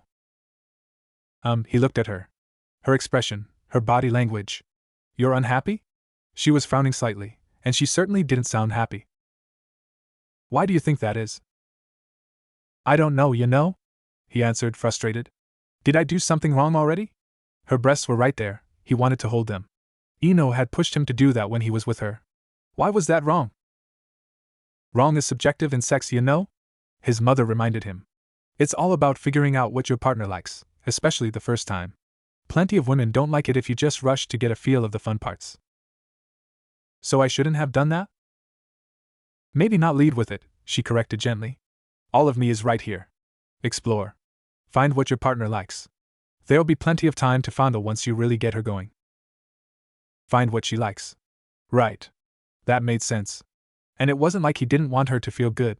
She was a woman he fantasized about, and a woman he dearly loved. He needed to put more effort in. He didn't pull his hands away, instead sliding his hands down over her belly, then out towards her waist, down to her hips. He watched her reactions all the while, hyper-focusing to see any change, any twitch, any shift of her posture. He saw her lips part as his fingers ran trails down her hips to her thighs. That looked like a good reaction. Naruto, she spoke again, quieter, a little breath of a sigh in it. Do you know how to kiss? I kissed Ino. I saw, she reminded him with a soft smile, but not like that. Let me show you how lovers kiss. She leaned up to press her lips to his, her tongue snaking out to seek entrance. His eyes widened, lips parting. Suddenly he felt her tongue coyly wrestling with his. His clothes had become uncomfortably restrictive, he felt a strong need to remove them, that he was very much overdressed. He could no longer see her reactions as clearly, but he could feel her movements under his hands, hear the pleased sounds she made as his hands came up to cup her backside, then begin gently kneading the soft flesh. It seemed it was no longer too early to get a feel of the fun parts. Even so, he didn't want to linger there too long. His palms traveled upward, pressing firmly as they moved up to rest around her waist. She pulled away from the kiss, face flushed, breathing heavier, a strand of spit connecting them. "I knew you'd be a fast learner," she panted with a smile. "Whoa, Naruto!" she exclaimed as he quickly moved behind her, his arms still circling her. "I wanted to keep exploring," he explained as his hands roamed her front this time, "but I didn't want to stop holding you." Some heretofore unknown instinct called at him to kiss the pale skin of her neck, her lips no longer easily in reach. The redhead laughed, nervous, bemused, excited. That's a good line," she panted, her head tipping to give her son better access to her neck. "You should remember that one for one of your girls." He didn't answer her comment, too focused on his task. She had wanted him to learn, and as she predicted, he was learning quickly. She was getting excited, he was getting her excited. He wanted this to be real. He wanted this to be more. If he wanted that, he didn't need to just learn, he needed to succeed. His first lesson had to be his final exam, for which passing would make his dream come true. There was nothing that could motivate him more. He explored her front, remembering the spots she seemed to like before. They made her shiver in arousal now. His clothed erection pressed firmly into her backside as he held her close. A hint of his true intentions. She raised no complaint, pressing back against him. It wouldn't be overeager anymore, he told himself, hands coming up once again to squeeze and massage her wonderful breasts. "Oh, Naruto," she breathed. He was fairly certain she didn't even realize she had spoken. His fingers pressed eagerly into her wonderfully soft and large mounds, tightening slightly over the prominent nubs capping them. Not harsh, but insistent, adjusting the pressure to get the best reaction, a quiet, pleased whimper. His left hand stayed where it was as his right trailed downwards once again, meandering their way down to the apex of her legs, trailing through a tuft of red hair to find her slickness. The place that had birthed him. It was wet. She was wet. He had gotten her wet. Which was perhaps why it was so frustrating when, right as he was starting to explore her feminine folds, she started to pull away. Wow! She gasped. "That's pretty good progress for a first lesson, you know. But I think..." No! It couldn't end here. His left hand came away from her breast, a movement she thought was him letting up. Instead, she was surprised as the hand that had been toying with her womanhood instead moved to hold her in place. A rustle of fabric, and then both hands were pulling her towards him again. "Naruto?" Her question died a quick death as she felt something new. A hardness between her thighs. Her pupils dilated as she realized what her son had just done. "Ha ha ha!" She laughed nervously. Well done! Spontaneity is good. But I think it's time we HNN." She whimpered as she felt that rigid shaft rub against her nether lips. Her protest stopped. She did nothing to resist as his cock slid back and forth between her thighs, as he continued to fondle her breasts, to find her weak spots. That so little was needed to stop her protests was all the confirmation Naruto needed. He wasn't alone in his desires, even if he was a little more honest with himself about them. With a gentle hand, he pushed at her back, holding her by the hip as he bent her forward over the bed. "And Naruto?" She looked back at him, concern, and something else in her eyes. "I love you, Mom." His hips pulled back, and then thrust forward again. "Hahan!" Kushina moaned as a cock filled her for the first time in 14 years. Not just any cock, her own son's. He wasn't that much bigger than his father, but after going so long without, it felt almost like losing her virginity all over again. "And then, Naruto, we shouldn't, and." She groaned, her hands on the bed to hold herself up, doing nothing at all to stop her son from eagerly fucking her. Her pendulous tits swinging with the jostling force of his thrusts into her soaked and clenching pussy. "But you wanted me to, didn't you?" he asked, knowing the answer. Watching her large tits bounce with each thrust was a temptation to get another good feel of them, but there was nothing in the world that could pry his hands from her hips. Their grip allowing him to pound her cunt with every bit of force he could muster. This whole teaching thing. It was an excuse. There were all kinds of ways you could have done that using ninjutsu that wouldn't have involved trying to please you, starting from making a water clone for me to practice on. Or even just tell me to practice on Ino. She wouldn't have minded. That's. It wasn't true, she tried to tell herself even as he continued to make her gasp and kneel. That she would try to set up a situation where she could. But no. As she felt a familiar building pressure, as it tightened and tightened, Naruto's cock continuing to hammer and core out her cunt, and as that pressure finally released. "Ah hun!" She groaned in reluctant climax, her arms shaking, her legs giving out to the point only her son holding her up kept her standing. It was true. She understood in that moment of ecstasy-induced clarity. She had wanted this. For a long time, she had wanted this. After losing her husband, losing her clan, she had felt so alone, like she couldn't trust anyone. There was only one person in the world who could mean the world to her. And as she had realized that her son had become a man, feelings she had denied herself began to resurface. And unable to imagine anyone else with whom to indulge those feelings, they had become dedicated to her boy. Her Naruto. Where at one point nudity hadn't been a concern for either of them, she had started to actively initiate times for them to be naked together. They bathed together more often than not, something that had not always been the case. She secretly relished in the moments when a simple press of her breasts against his back would get him hard. She encouraged him to finish himself off, all while giving him a show, making sure when he did, he would think of her. And then Ino Yamanaka came along. A girl who knew what she wanted and did what she had to for the sake of getting it. Kushina was perhaps jealous of that. Of it being so easy for the girl. In that moment, as she masturbated to the sight of her son balls deep in that little Yamanaka slut, it may not have been a conscious decision, but she knew what she needed to do. Though her son didn't know it, there had been another opportunity for him to get in some practice. All it would have taken was inviting the shy little Hyuga into the house. She would have done anything Naruto had asked, up to and including giving up her virginity. Instead, Kushina had brought her son into her bedroom and told him to feel her up, to pleasure her. And he was doing exactly what she wanted. Her protests were done. All she could voice now were moans, pleas to go faster, harder. Her arms fully gave out, her head fully down on her bed. Her back arched as her son continued to slam her cunt. Even now he was taking her advice, fucking her like a real man just like she had said, just like Minato never would. Mom! I love you so much! Her son shouted, his pace picking up as his balls slapped against her clit. I love you too, she squealed. I promise, he grunted, feeling a familiar churning, a pressure, a need. I'll do whatever it takes to make you happy. He swore, you won't ever have to feel alone again. Naruto! Kushina squealed, the heartfelt promise touching her heart. She felt another pressure building. Again, she questioned silently with wide, teary eyes. Mom! Naruto drove himself as deep into her as he could, his head pressing against the entrance to her womb at his release. A dream come true. His balls gave all they had for the purpose of pumping every drop of potent cum directly into his mother's womb. While on her end, Kushina's pussy squeezed and milked his shaft, coaxing as much of that precious white fluid out as it could. Aha! Kushina took jerky, gasping breaths as she felt the heat of her son's cum bloom inside her womb, trickling back out to leak from her flushed pussy lips. Oh! She yelped as she felt her son pick her up by her thighs, his cock still lodged deep inside her even as it began to soften. He carried her 2 steps before climbing onto the bed. Spooning her.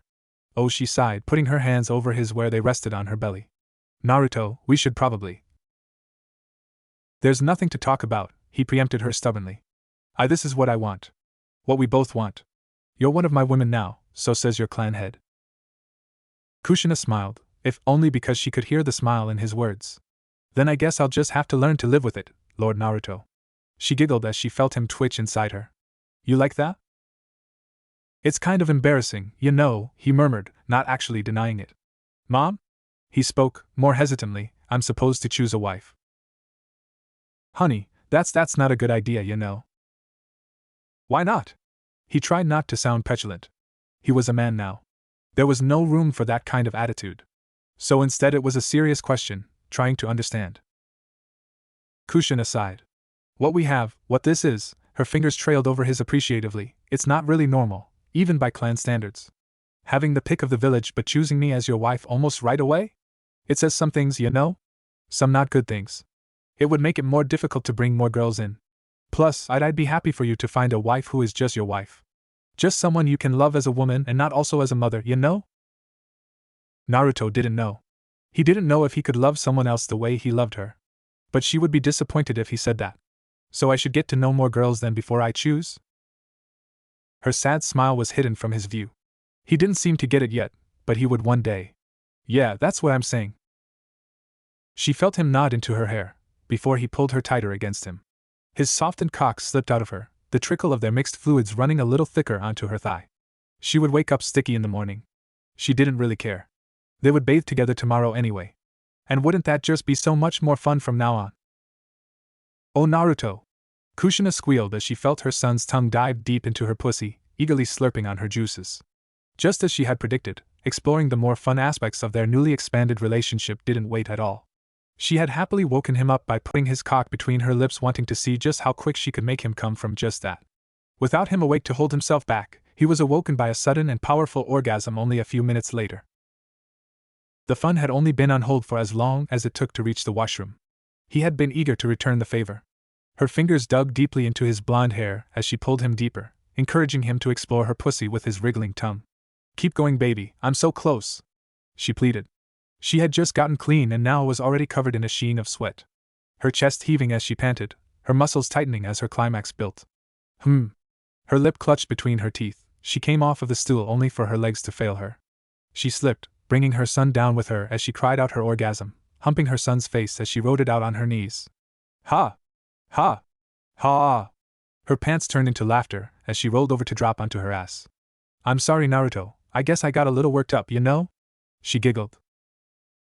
Naruto, his face smeared in Kushina's love juices, didn't seem to mind in the slightest. "That's okay. I'm glad you liked it, you know." "Well, if you can perform like that, you'll have no problem with your girls," she assured him. "Still, let me make it up to you." "Mom, that was me making it up to you," he laughed. "Right. Reciprocation is fun." She grinned at him, laying over his legs so her head would be level with his stiff cock. "And I wouldn't want to waste this." For the second time that day, Kushina's lips wrapped around her son's cockhead, swirling her tongue around it with learned skill. It was gratifying to see how quickly he groaned, his head tipping back. "Do you like that, Naruto? Do you like it when mommy puts your cock in her mouth?" "It's amazing." She hummed, a pleasant thrum traveling down his shaft from the vibrations as she sucked it deeper. Her lips came off of the tip with a pop. "Mommy likes it too. She really likes her Naruto's nice, thick cock. It tastes so good." She trailed her tongue up the underside of his shaft, flicking back and forth across it. Reaching the top, she gave it a quick kiss, then dove down, gradually engulfing the entire shaft into the warm, wet suction of her mouth. "Oh gods, Mom!" Naruto cried out. He was amazed at how good she was at this. His dad had been the luckiest man alive and now, so was he. The redhead happily continued to work him over, fondling his still heavy balls as her talented mouth and throat coaxed him closer and closer to his second climax of the day. He managed to hold on much better this time. Impressive when he was going against a skilled older woman. But inevitably she felt him tense up in that telling way. "Are you going to come, Naruto?" she asked as she jerked his cock with one hand and cupped his balls with the other. "Are you going to come for mommy?" "Mom, it's coming." "I know, baby." She moved up, leaning forward to wrap her soft tits around his cock, pumping up and down. "I want it. I want you to come for mommy. Give it to me. All over mommy's tits." "Gaha!" Naruto yelled as the softness of her cleavage rubbing against his aching cock brought him over the edge. "GHH." He grunted with each spurt delivered from his clenching balls right up and out of the tip of his cock. Oh, Kushina sighed as she felt the warmth of her son's release as he sprayed multiple streaks across her face, then a few more as she cupped her tits for him to bathe them too. The last dregs pooling warmly in her cleavage. "It's always so much," she marveled, taking another taste with a giggle. "I guess we both need to get clean again, huh? Don't want to be all sticky when your girlfriend gets here." "Right." Naruto agreed immediately. "Can I wash you?" His mother sighed, knowing the two of them will end up spending quite a bit more time in the washroom this morning. "Okay." Ino smiled weakly as she waved goodbye to Naruto and his mother. It had seemed to be going so well at first. Naruto had been happy to see her. He hadn't been as awkward and clumsy as she had expected, like he gained some sort of newfound greater confidence since she had last seen him. He invited her in and then she met his mom. Lady Kushina was intimidating. From the moment they were introduced, Kushina had been not unwelcoming, but more stern. A vibe only reinforced when she had the three of them sit Saiza around the table like it was a legitimate marriage meeting. The blonde youngsters sitting across from each other with the redhead sitting to the side between them. Naruto had smiled and shrugged apologetically at her, so cute. But then Lady Kushina spoke and any semblance of ease Ino had with the situation died. His mother knew they'd had sex already. Ino retorted that this was the entire point of the new law, that Naruto could have sex with whomever for the sake of having children. It had been a trap. Kushina had been a clan head at age 15. Leading a teenager by the nose through a conversation was quite literally child's play for her. And so came the revelation that Kushina knew about the little white lie Ino had told. Naruto hadn't seemed angry about it. To tell the truth, either had Kushina. But it had been made more than clear that starting a relationship with lies, innocent or not, was no worthy foundation for a relationship. It had seemed like a good idea at the time, making herself look like she was entirely dedicated to him to the point she was already ready to give him children. She wanted to be his wife. For him to love her the way she loved him. But in the end that snap decision had backfired terribly. Her position wasn't unsalvageable. She apologized profusely, and the smile had never fallen off his face as he instantly forgave her. He asked only they be honest with each other. It was as she proclaimed she would do exactly that she saw it. The thing that told her exactly how wrong-headed her plan had been from the very start. Kushina's hand in his as she gazed proudly at him. Her look having a little something more in it than the pride of a mother. Ino swallowed, shaking her head at the memory. She had never considered that might be the case. That Naruto and Kushina were like that. She knew some clans were okay with that sort of thing, bloodline clans of which the Uzumaki were technically one. But coming from a clan focused on specialized and protected jutsu that anyone could learn, her experiences never brought the possibility of a sexual relationship between mother and son to her mind. Naruto and Kushina, they had only had each other. It was almost romantic when thought of in that way. But whatever Ino felt about it, it didn't change what that relationship did to her plans. She had been found a liar. She had not been his first. Even if Naruto wouldn't marry his mother, even Ino could recognize what kind of problems that could cause with rebuilding the clan. Even if Ino was the only girl in the running for his marriage bed, the advantage she thought she had was only an illusion, and she had saddled herself with a disadvantage due to her dishonesty. She rubbed at her moistened eyes. She felt so stupid. She was going to get her man. She was going to be the next Lady Uzumaki. With a loving husband and a bunch of little blonde babies and… She sniffed, shaking off her despair. It wasn't over. No matter what, Naruto had accepted her. He wanted her. She would have his love no matter what. And so what if she wasn't first? So what if she maybe fibbed a little during their first time? Strong relationships were built on shared hardship. She wasn't out of the running at all. She just had to work extra hard to win his heart, that was all. Her ponytail whipped behind her as she walked with renewed purpose. She would be moving in with the Uzumaki next week. For now, she had other things she needed to do. Word had started to spread, not just among the clans but among the civilians. The new status of the Uzumaki. The opportunity. Girls would start swarming around him soon. Greedy, green-eyed sluts ready to spread their legs for an easy life, not caring one bit about Naruto as a person or caring about the duty of being a proper lover, a proper companion. And not just the shallow ones either. Hinata Ino dreaded the day the more gifted girl would come out of her shell just enough for Naruto to notice her. The shy, reserved type was like catnip for men, especially when it came with a body like that. Not that Ino was jealous. Her own body was amazing. And more than a handful was a waste anyway. So her place as number one girl was in jeopardy. That would have to be a problem for the future. For now she had only one purpose. A much more immediate concern. If a bunch of harpies were about to descend on her man, Ino needed to give someone a foot in the door. Perhaps she was a greedy girl as well. She wanted her man and she wanted her friend to win at love the same way Ino would. Did that mean ensuring her rival would keep competing with her? That didn't matter. Before they were rivals they had been friends. It was about time they both remembered that. Sakura sat at her desk, studiously reading her medical texts. When she had first chosen her elective and taken the first step down the road toward her specialty, she hadn't known how much book work it would mean. And practical work. And work in general. Though she was lucky in a sense, she supposed. There were many students in her academy class who didn't quite find a niche the way she had. Sakura had a knack for theory, impeccable chakra control, and that was about it. She wasn't that special by most metrics. As far as class rankings were concerned, book smarts weren't a priority at all. They helped, make no mistake.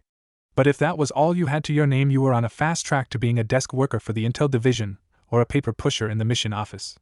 That is if you didn't flunk out entirely. It was in her second year at the academy when they were choosing electives that she escaped that fate. Seeing a list of different courses, each with requirements she didn't meet. Ninjutsu required good chakra capacity and hand seals. Taijutsu required a body capable of enduring it.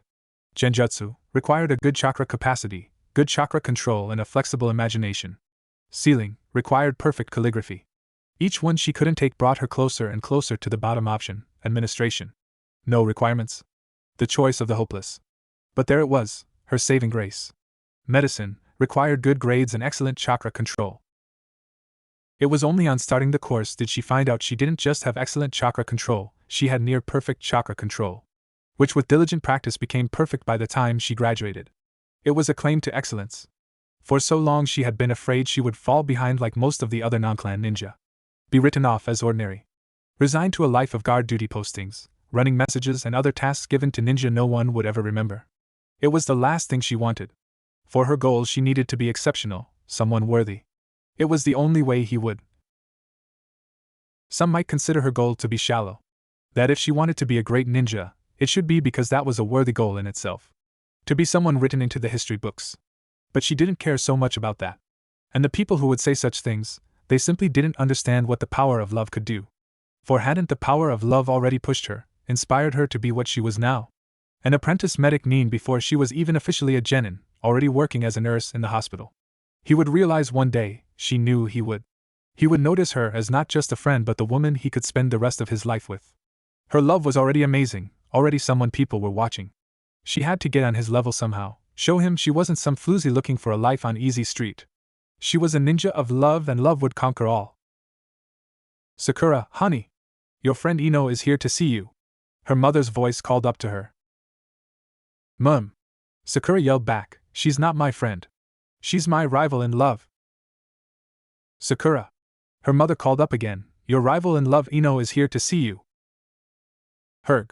She sighed angrily as she rose to her feet and stomped her way. Honey, don't stamp your feet. Herg. She groaned again, though she did walk with a lighter step as she made her way over to the front door of the house. There she saw her rival in love, along with her mother who waited only long enough for Sakura to greet her guests before leaving them to it. What do you want, Ino Piggy? I just want to talk, Ino promised with a hopeful smile. She raised the box she was carrying for Sakura to see. I brought dessert? Call it a peace offering. Sakura's eyes narrowed. Okay, what gives? You haven't called me forehead yet, and that's weird. It's Anmitsu, Ino sang, waving the box back and forth. With dango toppings. Your favorite. You're not gonna tell me why you're trying to bribe me until I let you in, are you? To answer that question, Ino perched the dessert box on one arm, opened it with the other, and made a show of taking in the delightfully sweet aroma. Smells good. Would be terrible to leave it to waste. Arg. Fine. Just come in already. Sakura grumped. She had no idea what the other girl's game was, but it was best to just let her get it out of her system, to then hopefully get out of her hair. Thanks. Ino chirped as she stepped inside and took off her shoes, sorry for intruding. The pinkette led the girl who had at one time been her first friend through the house and back to her room, retaking her seat at her desk. Bookmarking her page, she pushed the medical text aside, making a gimme motion with her other hand. Ino, suspiciously cheerful, handed her the dessert before taking her own, sitting on the bed for a lack of other options. Sakura could admit the dessert Ino brought was good, but she had known that from the label on the box. Amemino were amazing for desserts. One of her favorite foods from one of her favorite shops. Either Ino had done something terrible, or she wanted something big. Maybe both. Well? She asked. What do you want? I can't just come by with one of your favorite foods and... No. Try to rekindle our friendship, the Yamanaka finished lamely. Yeah, I get why you wouldn't believe that, she admitted as she looked away, only to lock eyes again. It's true though. I don't want to just be rivals anymore. I miss being your friend. I don't care. Sakura fumed, I'm not going to lose. I'm gonna show Naruto that I'm the best wife he could ever ask for, and then Naruto and I had sex. Sakura had no idea such plain-spoken words could cause her whole world to come down around her. The fire of her building speech guttered out instantly. All she could manage in response to such crushing news was a whispered, "What?" Once again Ino looked away. It was a couple of days ago. I saw an opportunity and I took it. I'm moving on to their clan grounds next week. Perplexingly for Sakura, her rival, the victor in their battle for Naruto's heart, stood and smiled at her. But don't you see? This is great. Now that I have an in, you can. You bitch, hissed words a precursor to sudden action as Sakura, eyes wet with tears of anger and despair, lunged at her former friend, knocking the blonde back onto the bed. A fist wrapped around Ino's ponytail, yanking it hard as one genin pinned the other down. How dare you smile at me like that? Did you think it would be funny? Coming here, rubbing your victory in my face and pretending we can just be friends again? Victory, what are you? Ah! Ino squealed as her hair was yanked yet again, bouncing her head off the wall. She didn't try to fight Sakura off, only to stop the other girl from hurting her. You were in his bed. Sakura cried, tears dripping down onto the blonde's face. You. You get to be with him now, and I just have to watch from the sidelines as you live the life I wanted. You took everything from me. Ino looked up at the heartbroken girl, only more confused as to why she was so distraught. Until she realized. Oh gods, you don't know. I know everything I need to. No, you really don't. Gods, if I'd have known. I'm so sorry, Sakura, I honestly thought you would already know what's been going on. The medic Nin's face was splotchy from crying, her nose running. Even angry and miserable, she was aware enough to spitefully ask, going on with what? Just let me up and I'll explain, okay? And so the Yamanaka did exactly that. And while Sakura was still pissed, rightfully so in her opinion, that Ino did what she did and then came over to brag, her situation wasn't quite as dire as she had first assumed. Clan restoration? Ino nodded. Anyone who he gets pregnant is basically an Uzumaki from then on. Well, I mean not really, if you look at the text of the law it's a little closer to them becoming Uzumaki property, she clarified with a wince. But you know it's still Naruto, so he would never treat us like that, and his mom is nice if a little scary. It's just how it has to be phrased legally since he can still only officially marry once. Only one woman can officially marry into the Uzumaki while the rest would be, like mistresses, I guess. So you'd be his wife and I'd be a mistress, Sakura concluded glumly. Not necessarily, Ino hedged, fidgeting awkwardly as she admitted, me and Naruto had sex but I didn't really make the best impression as wife material. She shook away the recriminating thoughts. But the point is, maybe I marry him, maybe you do, maybe it's someone else. But no matter what, either of us has to lose anymore. She brought back to her original point. The reason she was so eager to talk to her rival, her former friend. We don't have to be rivals anymore. All you have to do is make your move and we can be friends again. No, not even friends, we'd be like sisters. Sisters? Ino's excitement at the idea was endearing, and maybe even a little infectious. Still, you made fun of me all the time for the thing you knew I was sensitive about. Kept calling me forehead and billboard brow. Sakura, Ino deadpanned, everyone knew you were sensitive about your forehead. We first met because people were picking on you for it. And you gave as good as you got, calling me a slut all the time even though I only lost my virginity a couple days ago. A wicked smirk crossed her face as an equally wicked thought crossed her mind. In fact, she purred, pulling her friend down and getting atop her. Jade green eyes widened. Ino, what are you? MMPH. Sakura's question was silenced as her friend's lips pressed against hers. Faces mere inches apart, Ino grinned down at the oh-so-innocent Pinkette. You remember when we used to practice kissing? Well, I picked up a few things you could learn. Make sure you're ready to rock Naruto's world. As she felt Ino's soft lips again, Sakura's first thought was to push her away. But her second was to question why she should. There were so many reasons not to.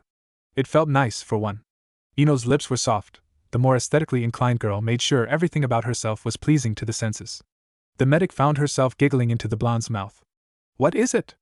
Ino pulled back just far enough to whisper, her breath hot on Sakura's skin.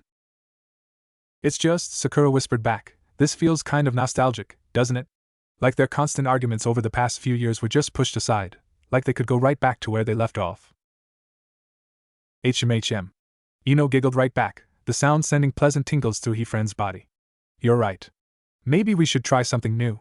Grinning widely, she descended again, first with her lips, then her tongue slipped through to push and seek entrance between Sakura's lips. It dawned on Sakura that what they were doing, it went quite a bit beyond practice, but she enjoyed Ino's tongue teasing her own too much for her to care. It was a joyful dance, a friendship rekindled, and maybe a little something more than that besides. Sisterhood as Ino described? Maybe. Or maybe a deepening of their relationship in a different direction. However, feeling Ino's fingers dragging along the zip of her dress ignites a spark of worry. Ino, my parents are home. Then we'll have to be quiet, won't we? The blonde asked mischievously, dragging the zip all the way down after receiving only one weak protest. She pulled the garment apart, and off of her very close friend, trailing a finger down from Sakura's lips, past her neck then down the middle of her chest. You always had a problem with your body, didn't you? Felt inadequate? So what if I wanted a body like yours? Sakura pouted to the side, not liking the turn their fun was taking. Don't be like that. Ino soothed, turning the other girl's head back to face her. Your body is so cute and petite. Naruto will love it. I know I do. Why, you really think? Ah. The Pinkette squealed as Ino's finger continued its path down, finding and ghosting over her moistening folds. Ino, that's... Ah. We have to be quiet, remember? Ino grinned down at her, finger running circuits around the medic's puffy lower lips. What would your parents think if they came up here to investigate those cute noises you're making? Sakura whimpered, the danger of that very thing only heightening her arousal as Ino played with her womanhood. Things were escalating so quickly. And not just the situation, she felt something else already rising, a pressure coiling, straining. Ah! The squeal was quickly smothered by Ino's lips on hers, a squeal that turned into a long drawn-out moan as her hips jerked against Ino's fingers. You're quick, Ino commented saucily, grinning down at the panting and sweaty girl beneath her. Is that normal or just because we're being so naughty? The already flushed skin of her friend glowed brighter as she looked away embarrassed. I think I want to experiment. That was all she said before she turned around, presenting Sakura her backside as she pulled up her skirt and slid her panties aside. Ino, what are you doing? A question became an overstimulated whine as Sakura felt the divine sensation of Ino's tongue delving into her nethers. But at the same moment Ino's own slick labia pressed down on the green-eyed girl's face. It's no fair if I do all the work and you have all the fun, Sakura, Ino pulled away just long enough to say before she returned to dining on her friend's virgin pussy, much to both of their delight. Sakura had no idea what she was supposed to do, but she had always prided herself on being a quick study. She wasn't unfamiliar with the equipment, after all. Wrapping her arms around Ino's legs to secure herself, she dove into her friend's folds, at first just copying what Ino seemed to be doing to her at that moment, then getting more active in trying to figure out what the blonde liked. She would never be able to forget the tangy taste on her tongue, something she wouldn't mind getting more of in future. Especially if it came with Ino offering the same treatment, the blonde's talented tongue driving her to another peak. Her pleased squeal was muffled as she expressed her pleasure directly into Ino's core, the vibrations enough to push her closer to her own peak. A quick probe of Ino's button with her tongue and she was given a similar experience, along with an extra splash of that tangy fluid on her tongue. As she continued to lazily lap at her friend's pussy, both of them recovering from their near-synchronized climax, she decided. She could get used to this. She wanted to get used to this. With that thought in mind, Sakura was the first to become aggressive again, much to Ino's enjoyment. Her studies went forgotten for some time longer as the two friends got properly reacquainted, at the same time learning more about each other than they ever expected to know. Once upon a time, team assignments for Jonin squad leaders of new Genin cells could be done in the office of the Hokage. That was in a time when it was expected for a significant number of their academy graduates to be less than stellar. When a majority would end up as at best standard Chunin, utterly unremarkable. When a not insignificant number wouldn't quite qualify for field missions, ending up in non-combat roles almost immediately after graduation.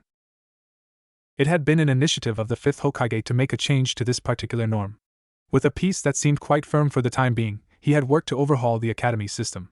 The hope was it would result in a higher standard of ninja coming out of the academy, each graduating class armed with worthwhile skills for their future assignment. If a student were found to have no particular aptitude for anything, they were discovered early and given training for their inevitable role as a desk ninja. But even they would have passable combat skills to their names. The result was fewer graduates for certain.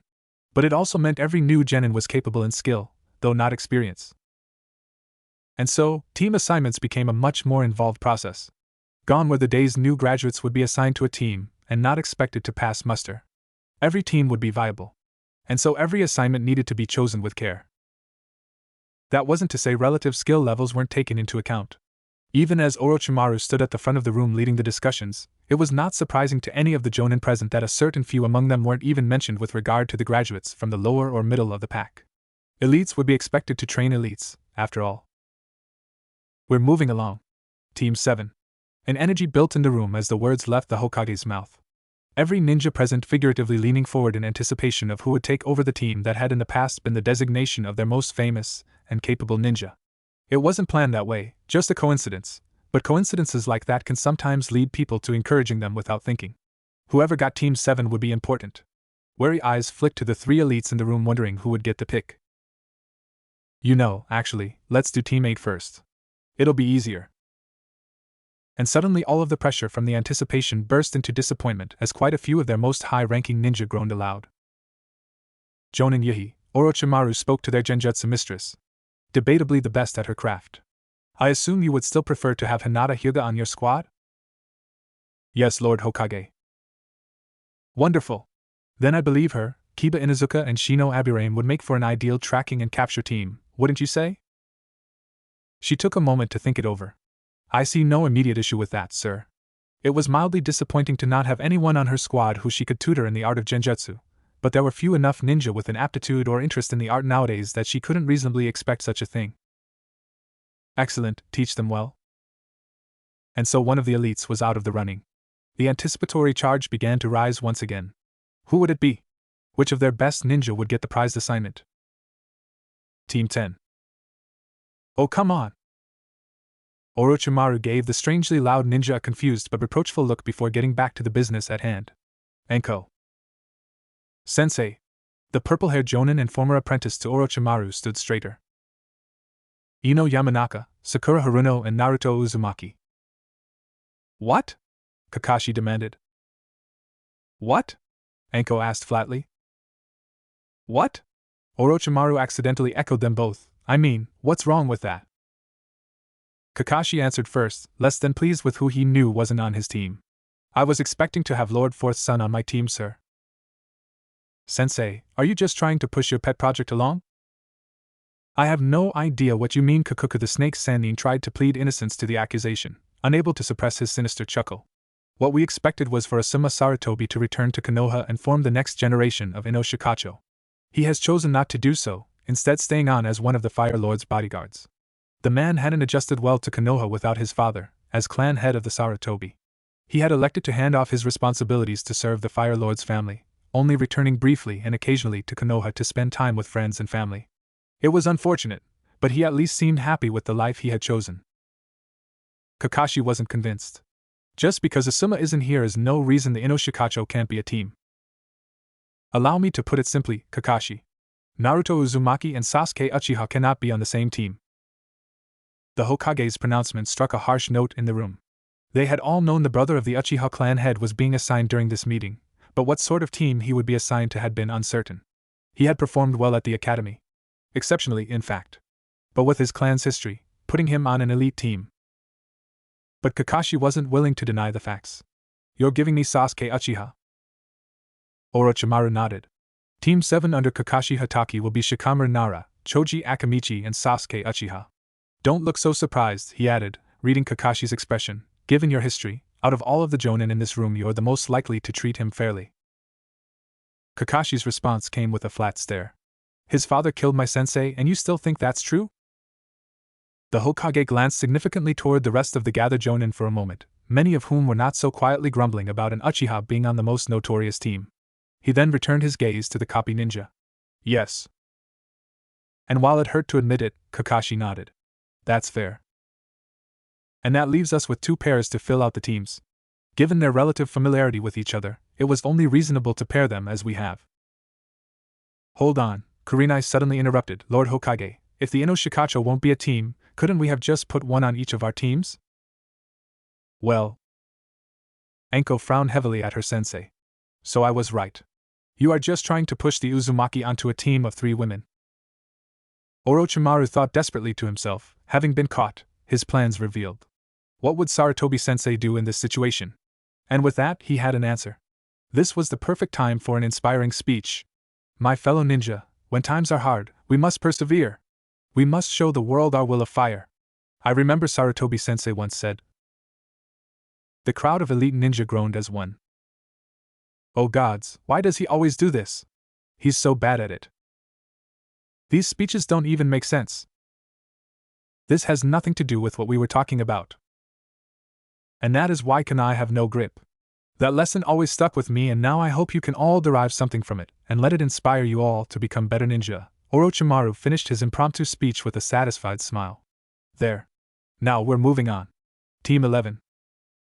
You know, I can't help but feel kinda sad, Naruto said unprovoked as he walked with Ino to their old classroom in the academy. Knowing this is the last time we'll have to be here. Really? Ino asked, not following him on that at all. I'll be glad to never come back. So many boring lectures. I can't wait to get out and be a ninja. Well, yeah, obviously. Naruto agreed with a grin. But I mean there were good times too, you know? I guess it's just weird knowing how different things will be now. Well, Ino said as she threaded her fingers through his to take his hand, change can be a pretty good thing, I think. She smiled at him as she enjoyed the warmth of his hand in hers. Don't you? Naruto couldn't help his goofy expression as he laughed awkwardly but happily, finding comfort and support in the contact. Contact that ended as their classroom door opened and they entered. Even so, a room full of ninja, trained to stay aware of their surroundings, more than a few of them noticed how much closer the two were as compared to a week prior. And how they separated with a look to make sure the other was still there. And in particular, Hyuga eyes saw it all. Hinata was happy for them. She was. Even if she had to tell herself that over and over again, she was. Naruto deserved a girl who would make him happy, and he looked happy. Unasked for, her mind provided her a memory of the two of them being very happy together. Of Ino being exactly where Hinata wished she could be. Doing exactly what Hinata wished she could do. She wanted to be held by him, to be loved by him. For him to feel the same way about her as she felt about him. She wished. She wished. Because now that was all she could do. She had missed her moment. Missed years of moments, and now Ino was the one in his bed instead of her. And she was happy for them. She was. It's kinda depressing seeing a girl not willing to put herself out there, you know? Lady Uzumaki's words haunted her. It was an indictment of her inaction, one she had told herself so many times and yet hurt so much more to hear from the outside. That the reason she wasn't with the boy she liked was not because of him rejecting her, or liking someone else better, or any of the other things her mind warned and worried of. It was the fear of those things. It was her unwillingness to even try. And so there she sat. Alone. Watching his smile from a distance, the same as she always did. You gonna keep watching from the sidelines? That was exactly what she was doing, wasn't it? She was literally watching him from the side, staying away to protect her heart. The same thing, the same inaction that led to her heart breaking only days before. She remembered that night, when she went home and touched herself, cried as the realization hit that imagining him touching her was the closest she would ever get. When she slept and dreamt of him and Ino together. Of their wedding where she sat so far in the back, so far away from him. Ino gloating about her victory while calling her a coward. She never wanted to feel such regret ever again. It wasn't over. Nothing was set in stone. So Naruto was with Ino now. That was no reason for her to give up.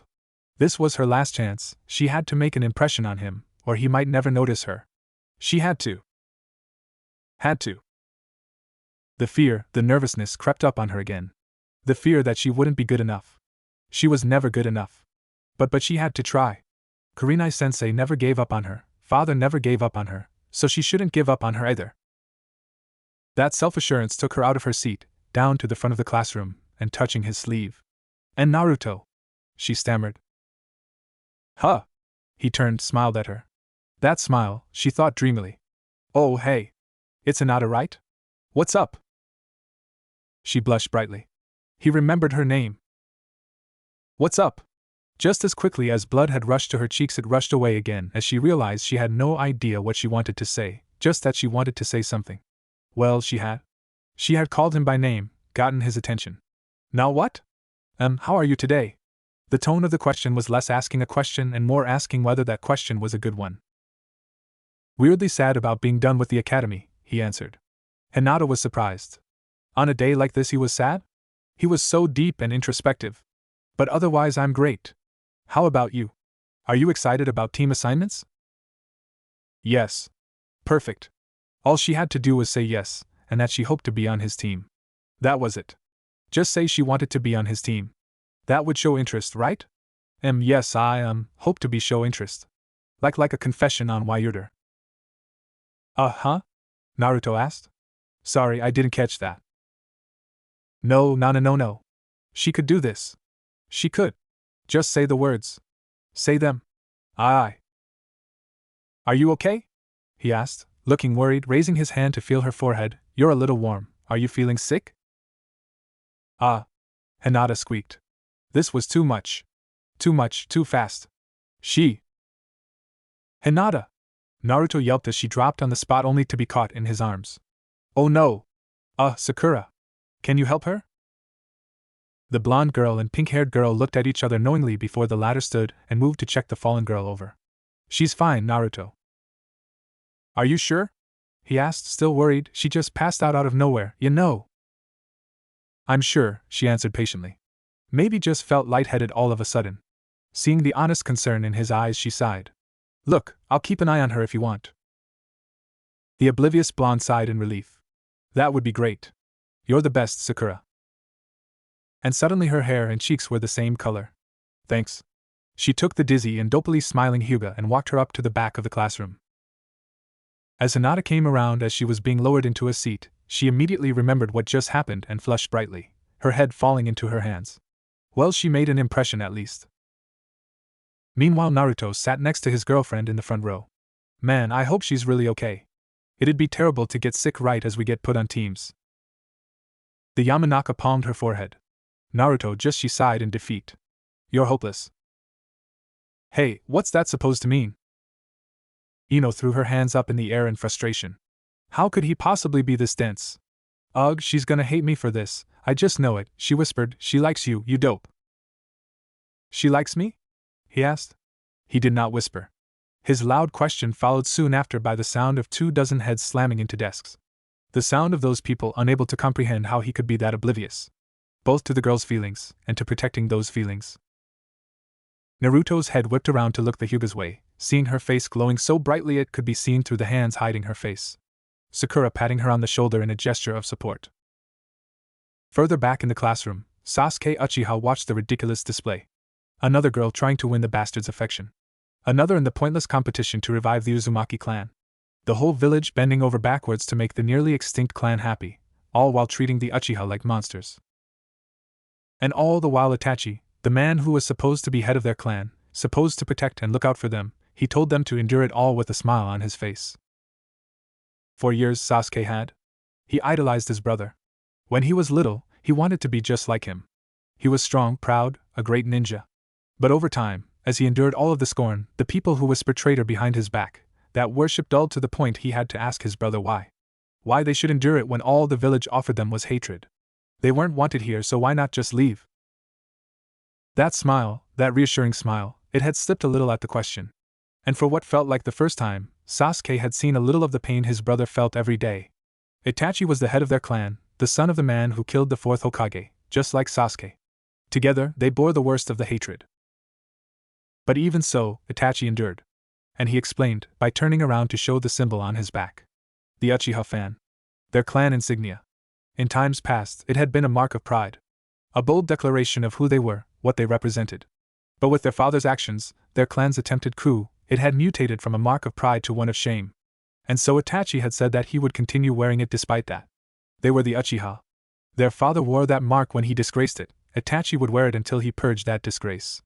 It was a burden, a promise to himself that he would right their clan. And so Itachi had tried. He had bled for the leaf over and over, just like Shursui had. And just like Shursui had, when it came time to assess promotions, Itachi Uchiha was a prime candidate. A shoo-in for Jonin.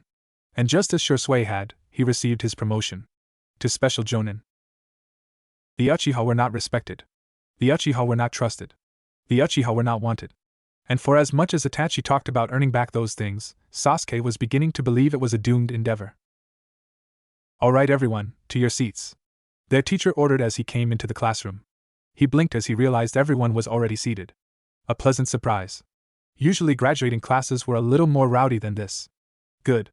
I want to start by congratulating all of you again for completing your academy education and becoming full-fledged ninja of Konoha. But I want you all to remember, this is not the end of a journey, only the beginning of one. A journey much more perilous. You now have the responsibility to act in ways befitting a ninja. You are not children anymore. So as you go forward on your path, remember. Always respect your Jonin sensei, follow your orders, complete your missions and never stop learning. The teacher looked around the room, seeing he had everyone's attention before getting to reading out team assignments. There were cheers as friends were paired together, groans of disappointment as rivals were forced together, and accepting silence. Team 7 will be Sasuke Uchiha, Shikamaru Nara and Choji Akamichi with Jonin sensei Kakashi Hatake. The three boys barely offered more than a grunt of acknowledgement. Choji's casual snacking was the loudest of the three reactions. Team 8 will be Hinata Hyuga, Kiba Inuzuka and Shino Abirane with Jonin sensei Kurina Yuhi. Our sensei is a lady? Kiba asked with a grin. Nix. Team 10 will be Naruto Uzumaki, Sakura Haruno and Ino Yamanaka with Jonin sensei Anko M. Yeah! A woman cheered as she jump-kicked through the window, dropping onto her feet and planting her hands on her hips. Alright, where's my kids? Midarashi, ma'am, we have doors, the teacher complained. Also, I just got done telling them they're not kids anymore? First, doors are for suckers. In fact, all of you take that as your first lesson. A freebie from Anko-sensei. She began pointing at every student watching her with wide eyes. Doors. R. 4. Suckers. HM. Right, second. They are absolutely still kids. Congratulations on graduating, you still don't know shit. Listen to your Jonin sensei. Third. She bellowed only to realize he had only said 2 things. Where are my kids? The poor Chunin just wanted her to go away by this point. He rubbed at his forehead as he pointed, her, and him. Great. Okay, you 3 with me. Baffled, the 3 newly graduated genin followed the aggressive woman, their teacher offering them a good luck as they passed and leapt out of the window. Choji raised a hand. Are all of them gonna be like that? The teacher let out a beleaguered sigh. Most of them. Jonin. Alright, this seems like a good enough spot, Enko announced as she stopped on top of one of Konoha's taller downtown buildings. She turned around to see her 3 new genin right behind her, puffing a bit but still right behind her. And you kept up with me. Good job. She'd been pacing herself for their sake, but that they kept up was a good sign. Though in fairness, if they hadn't, then something had gone very wrong. The new academy curriculum was no joke. So, why are we here? Sakura asked. That is, Enko-sensei, she tacked on to be respectful. Enko smiled to herself at hearing her new title. Yes, she was a sensei now. A great sensei to promising young genin. MMMHMHMHMHM. The 3 teenagers watched her giggle to herself for an uncomfortable amount of time. So, the purple-haired woman exclaimed. We're here so that I can get to know all of you because I have no idea who any of you are. I've seen you a bunch of times in Yamanaka Flowers, Enko-sensei, Ino pointed out. Yeah? Name the person working the counter at your favorite bakery. Himiko, Ino answered without hesitation, Sakura nodding along in confirmation. Huh. Enko blinked at the answer. Well, that undermined the point I was gonna make. But good on you. For the information retention, since you never know what might be important, and for trying to catch me in a lie. You were lying? Naruto asked. Enko gave him a look of pity. Oh, kid, you're too trusting for your own good, aren't you? She registered Ino nodding in agreement in the back of her mind. Yes, I was lying. I was assigned as your Jonin sensei. You think I haven't read all of your files cover to cover? Oh, Naruto flushed in embarrassment. It was amusing for Enko seeing just how earnest he was. It was almost cute. And as soon as the word entered her mind, she grasped it in her hand and choked it into submission. No! Her sensei might be trying to push that rebuilding the Uzumaki crap too hard, but that didn't mean she had to give into it. She shook the thought away. Still, even if I read your files, doesn't mean I know you. So, introduce yourselves. Well, you read our files, but we don't know anything about you, Enko-sensei, Sakura pointed out. Maybe you should go first. Show us how it's done. Their sensei shrugged. Sure. I'm Enko Mitarashi. I like snakes, my favorite food is dango, and my hobbies are none of your damn business. There you go. Your turn, Pinky. Pinky? Sakura huffed. My name is Sakura Haruno. I like sweet things and, her eyes glanced Naruto's way, my favorite food is Anmitsu, and well, I don't really have time for hobbies with work and studying. Enko catalogued that information as well. If the girl had that much on her plate already, it would be best to take some off for a while. Flower girl, you're next. My name is Ino Yamanaka. I like Naruto. As if to demonstrate, she cuddled into his arm. I dislike lazy people and my hobbies are shopping and ikebana. Both of them already, Enko groaned internally. This was going to be a nightmare. 3 hormonal and horny teenagers? Going on the road with them? Just kill her now and save her the headaches. Okay, now you blondie. Wait, she's blonde too, you know? Yeah, but she's flower girl. Keep up. Fine. I'm Naruto Uzumaki. I like Ino, Sakura and my mom. My favorite food is ramen. My hobbies are calligraphy and gardening. Calligraphy made sense what with his clan's claim to fame. Gardening was a surprise. But not as much as ramen? Your favorite food is ramen. Yep. Just ramen. Not like a specific kind of ramen. Don't you have a favorite, like pork or miso or Enko trailed off as she saw the slowly growing vacancy to the boy's eyes. FA favorite, how, but it's all ramen. How could I possibly? Okay. Enko's job was to teach these kids to be ninja, not help them through ramen-based existential crises. Alright. You 3 can have the day to yourselves. Tomorrow we meet up at Training Ground 5 at dawn. Dawn? Ino asked. Only for their sensei to have vanished in a swirl of leaves. Dawn it is. Pork works best but then with the right seasoning, and what about the broth? Ino just stared at him for a few seconds as Naruto mumbled incoherently about ramen. You know, my mom once told me a relationship is learning stuff about the other person that you never wanted to know. Yeah, Sakura agreed. My mom said something like that too. Soy is, but if I had to choose soy or miso, but basic salt ramen is. Do you think this is what they meant?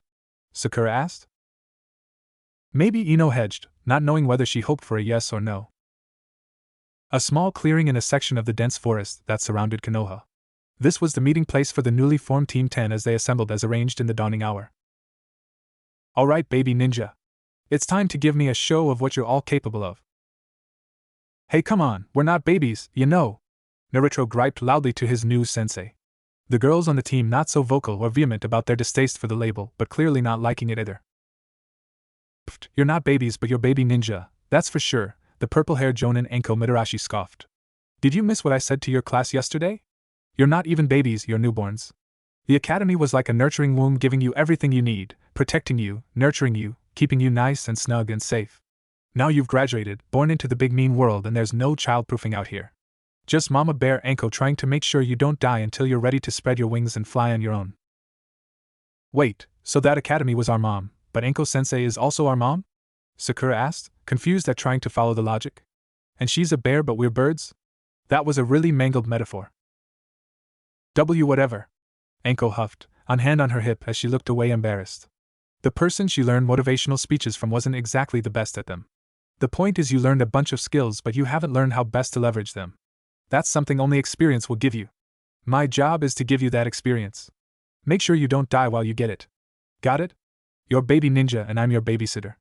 And as your babysitter I think it's time we play a game so you don't get cranky. We're going to spar, each of you one-on-one against me so I know what I'm working with. And now she wants to punch babies, Ino observed. Are you guys as weirded out as I am? She can punch me as much as she wants. I'm not a baby. Naruto shouted, rushing forward. I'll take you on, Anko-sensei. I'll show you not to look down on Naruto Uzumaki, you know. Anko rolled her eyes as she weaved around what she could admit to be more than adequate genin-level taijutsu. A knife hand aimed at her solar plexus, a leg sweep, a twist at his waist to bring a fist around and up toward her chin. Each of passable speed and power but predictable and telegraphed execution to someone of Anko's level. For a student of the snake style, evading the attacks barely required effort. See, this is what I mean. Temper tantrum.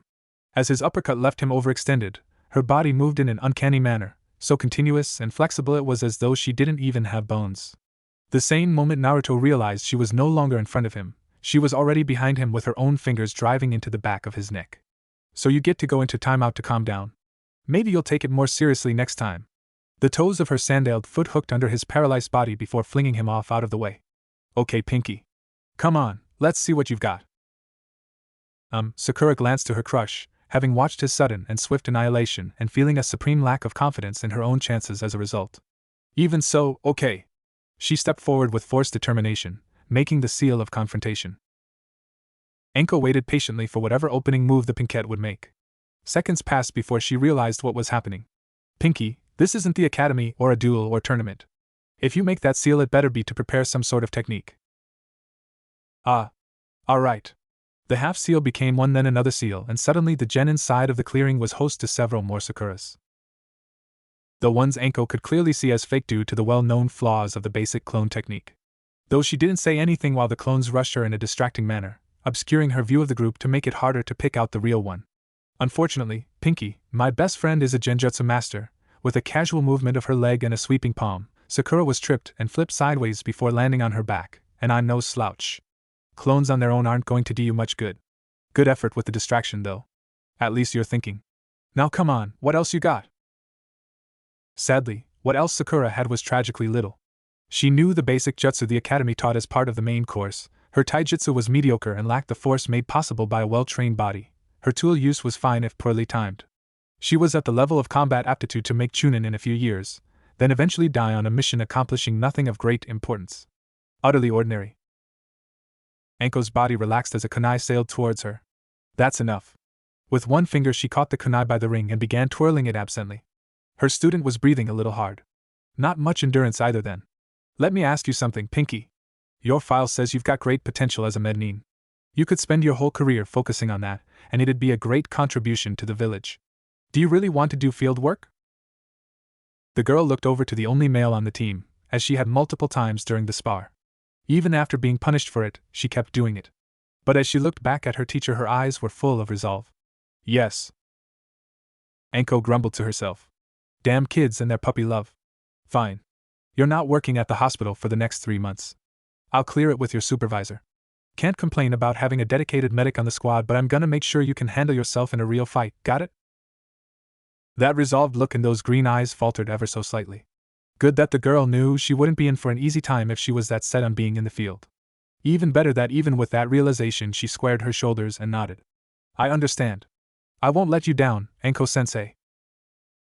Get the feeling it's not me you're worried about letting down, the snake mistress murmured, her eyes looking to the two blondes. Flower girl, your turn. Ino didn't follow the order right away, staying right where she was with her boyfriend's head in her lap. It mattered not at all to her that her teacher's eyes narrowed, sending her a warning look. She stayed right where she was until Sakura was there to take over doting on the kid. You're going to pay for making me wait, you understand that? Anko asked as the blonde moved to stand across from her. If all you girls care about is kissing Blondie's boo-boos, you might as well quit now. I'm not gonna apologize for making sure someone I care about is okay, the girl snapped. Anko grinned. Well, at least she had some ferocity to her, even if it was badly misplaced. Ah, well, if you love him so huggy-muggy much, I'm sure the enemy ninja will gladly wait for you to nurse him back to health. Her grin fell as she pointed to Sakura checking the boy over with medical ninjutsu. Her? She's a medic. It's her job to look after the injured. The hell were you gonna do just sitting there? Whatever I had to. Ino snapped once again, throwing a brace of shuriken Anko's way. Her sensei didn't even bother to duck, just turned to the side to let the spinning blades miss her completely. The follow-up of the girl closing in for taijutsu didn't bother her much more than that. See, that answer sounds good, but it doesn't really mean anything, does it? Anko asked rhetorically as she swayed between striking hands. Good speed. Not much power. Better than Sakura, but that wasn't much of a contest. What you really meant was that you'd rather just sit there and comfort him as he recovers from minor injuries than do something useful. Well, I guess you did take the infiltration course, so I guess you're that type of girl, huh? Wide eyes, followed by gritted teeth and an angry flush. A strong reaction to the pressing of a particularly sore spot. But even so, the girl didn't let her strong emotions cloud her judgment. In fact, she worked with her anger, making it look like she wasn't thinking straight, backing off only to lunge forward with fist cocked. Were Anko paying less attention, she might have missed the hidden half-ram seal of the other hand, fallen for the feint. She turned right as the fist was about to connect, right as Ino disappeared to be replaced by some loose rocks that were nearby. In the rock's original location stood Ino, fingers and thumbs forming a circle pointed at her teacher. Her blue-green eyes widened as she realized her teacher hadn't fallen for it but was already in too deep to stop now. Ninja art, mind transfer jutsu. The trademark technique of the Yamanaka clan. The mind transfer was not a fast technique. Definitely not something to be used unless the user was certain the target would be hit. The spirit of the user had to travel to the target. If it missed, then the user's spirit would be left to wander until it found its own body, leaving the user vulnerable. And so in response, Anko did nothing. The spar was over. Ino would know well enough that she lost regardless. At least this way it wouldn't slow proceedings at all. Her body shuddered as the foreign presence of the teenager entered her and took control. So, what did you learn? Anko's outward expression matched Ino as she startled hearing her sensei so calm and unperturbed. I learned that you're a bitch. Ha! Yeah, I've been told. I meant from the spar though. Something like a sigh escaped the mind of the blonde. That I'm a baby ninja. Well, I didn't really mean that either, but glad it's getting through. I'm gonna be honest, you're not really cut out for combat missions yet either. Closer than Pinky, but still. Truth is, your clan jutsu and infiltration skills are a good combination. But infiltrators are in the most danger of any ninja. You get caught, you're probably done. So we need to get you stronger, so even if the worst happens, the worst doesn't happen, understand? Yeah, I get it. Good. Also, it looks like you can keep a level head, so you've got that going for you. For what it's worth, I took the infiltration course too. One of the few things I didn't want to learn from sensei. It was before the course got the stigma it has now, but still. Anyone who gives you shit for it, you tell them to blow it out their ass. Ino in Anko's body outwardly giggled. Maybe I won't say that. Pfft, be boring if you want. Now go back to your own body. My brain space got no tolerance for squatters. Ino heard, but didn't immediately comply. seeing that Naruto had been properly roused by Sakura and was looking around confused. "Hey Naruto!" she called out. "Hey, hold on, what are you?" "Huh? Anko-sensei?" Naruto murmured, still coming back to full awareness as he looked up at his teacher only to see an impish smile. Her hands going to the hem of her top and pulling it up to let her breasts bounce free into the cool breeze. Whoa! From groggy to alert all at the sight of a pair of shapely breasts and a set of sculpted abs. With force of will born of mortification, the little brat's mind was expelled from Anko's body, returning full control of her body to her as she flashed her student. She quickly corrected her outfit, turning to glare at the body of the blonde girl who probably wouldn't be in there for a while yet. Oh, she was going to pay for that. Damn it, whatever. Blondie, you're next. Yes, sensei. You're the best, sensei. Thank you, sensei. He stopped to thank a blushing Sakura for her treatment before getting to his feet and stepping forward again. So got your head on straight this time? Anko asked, unimpressed by his last attempt. He grimaced, looking away for a second before bowing. Yes, sensei. Thank you for before. Oh? She uttered, watching him. Not often I get thanked for knocking guys on their ass. I messed up, he admitted. I guess I got kind of full of myself after how good things been going recently. I needed a wake-up call, you know. He settled into a stance, a more secure posture for fighting than the unsteady posture he came at her for the first time. But I'm awake now. Babies need their nap time, she grinned at him, baiting him yet again. She could see it still bothered him, but at least he didn't rise to it this time. You gonna come at me or? Her question was interrupted by his hand raised in a seal of confrontation. Or rather, what was actually a proper half-ram seal in preparation for substituting himself with the rocks Ino had used earlier, appearing right in Anko's face in an instant. Attaboy. The clang of steel as one kunai strikes another. Substitution was usually used as an escape or distraction technique. That Naruto used it purely to close in an attack, he really did take after his old man. No hesitation either. IDV had to kick your ass extra hard if you held back against a woman. My mom beat you to it, he responded, darting back a little after his first assault didn't surprise as much as he hoped. From out of a pouch he pulled several slips of paper, seals. Not being anything close to her specialty, Anko couldn't read them at a glance beyond them being similar to storage seals. The whole lot were flicked in her general direction, and suddenly kunai were flying her way at extreme speeds. His hands flicked through hand seals rapidly. Wind style. Gale palm. Took the ninjutsu course, Anko remembered. Wind-natured. Well, this was getting a little more interesting. The girls were almost blank slates in terms of fighting style, so she could push them in whatever direction suited them. But Naruto came to her with a fighting style already. One he knew well and had plenty of tricks up his sleeves at the ready. If she wanted to help him grow, she would need to work within that established framework. Her limbs twisted and contorted out of their joints as she evaded the barrage of high-speed wind-assisted steel. Kinetic storage seals. She had heard of a few ninja using them. They weren't common as they were a little expensive. Mostly only used if the ninja employing them made them themselves. Most storage seals could eject their contents at a decent speed. She had heard of a genin who was fond of using that as a tactic, but it was mostly a cute trick. But kinetic seals, they ejected the weapon with the same force the item went in with. And Anko had a sneaking suspicion Naruto had stocked those seals with the same combination as he was using now. And with that cumulative increase in speed, the small weapons were actually a minor threat to her.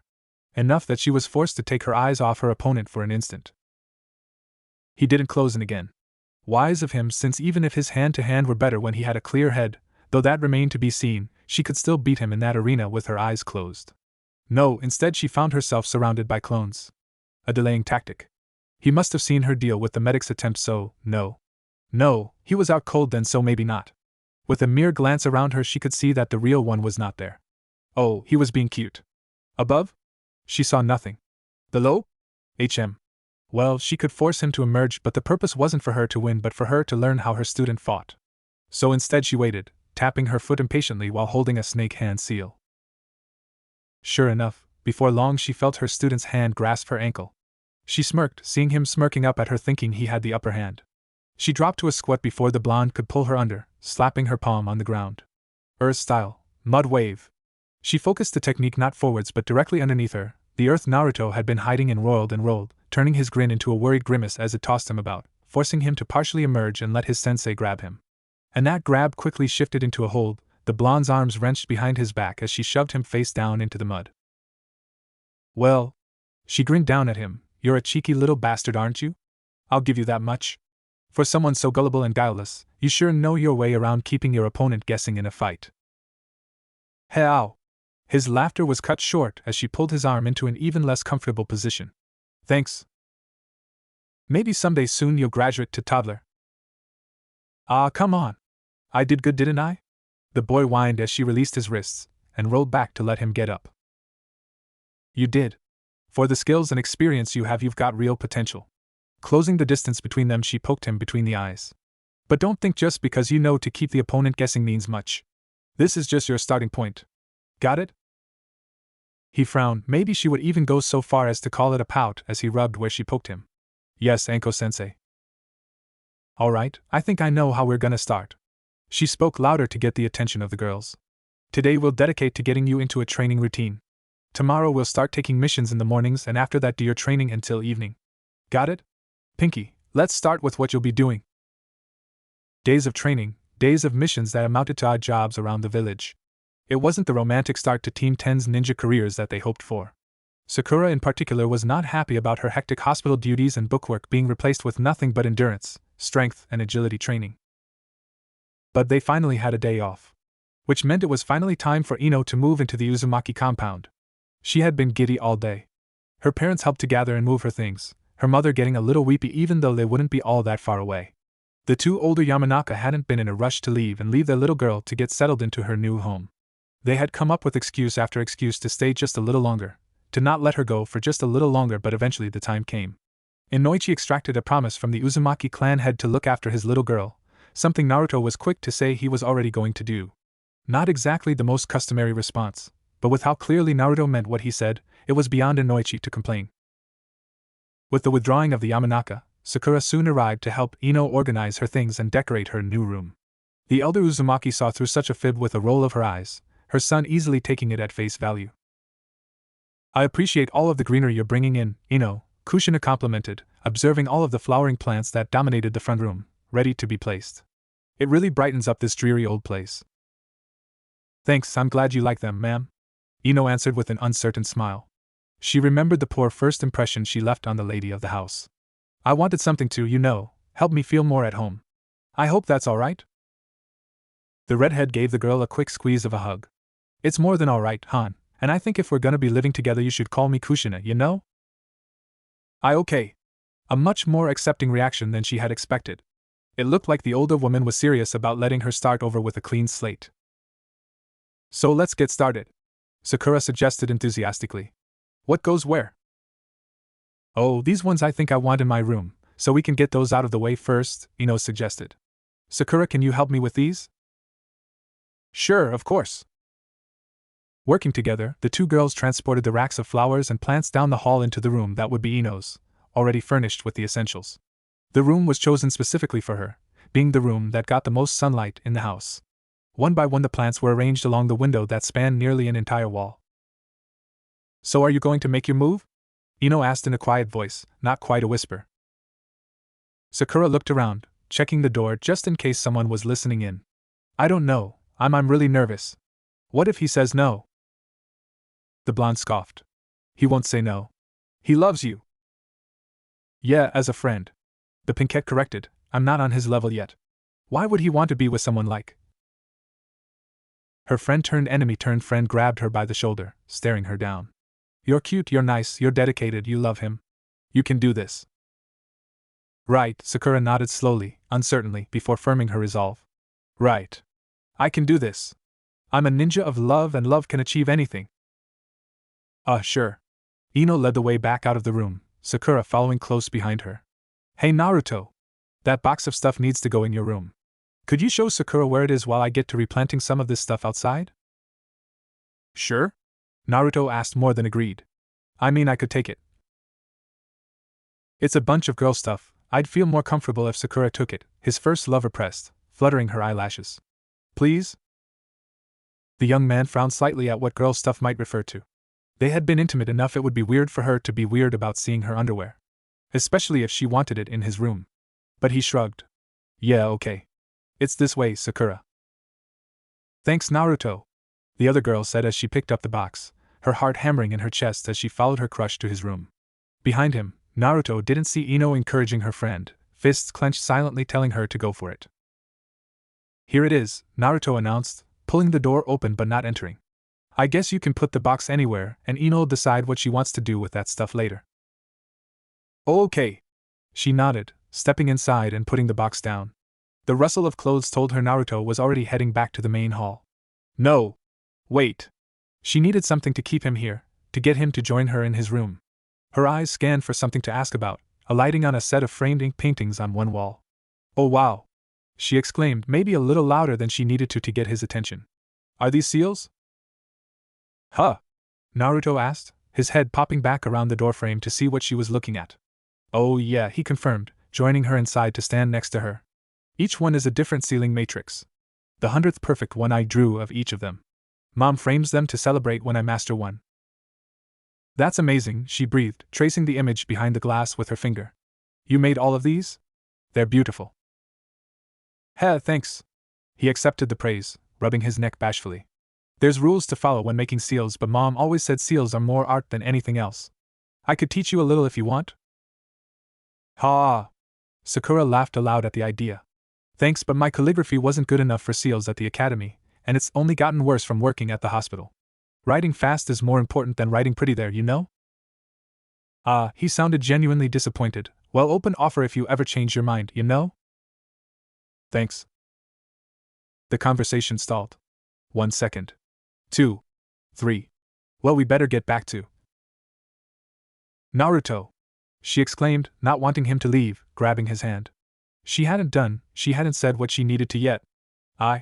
He looked down at his hand in hers and she realized what she had done. There was no going back now. She quickly closed the door behind them and took both of his hands in hers. There's something I really want to say, to tell you. I've wanted to for a long time. Sakura? Ninja of love. Ninja of love. Love can achieve anything. I love you. Well, of course. I love you too. Not like that, she shook her head, clarifying, not as a friend. I love you the way a woman loves a man. I want to be with you, Naruto. Oh, the boy uttered, stunned. Even with a little more experience with the fairer sex, he was still a naive teenage boy. I don't know if I feel the same way, you know? And he was as blunt and accidentally insensitive as ever.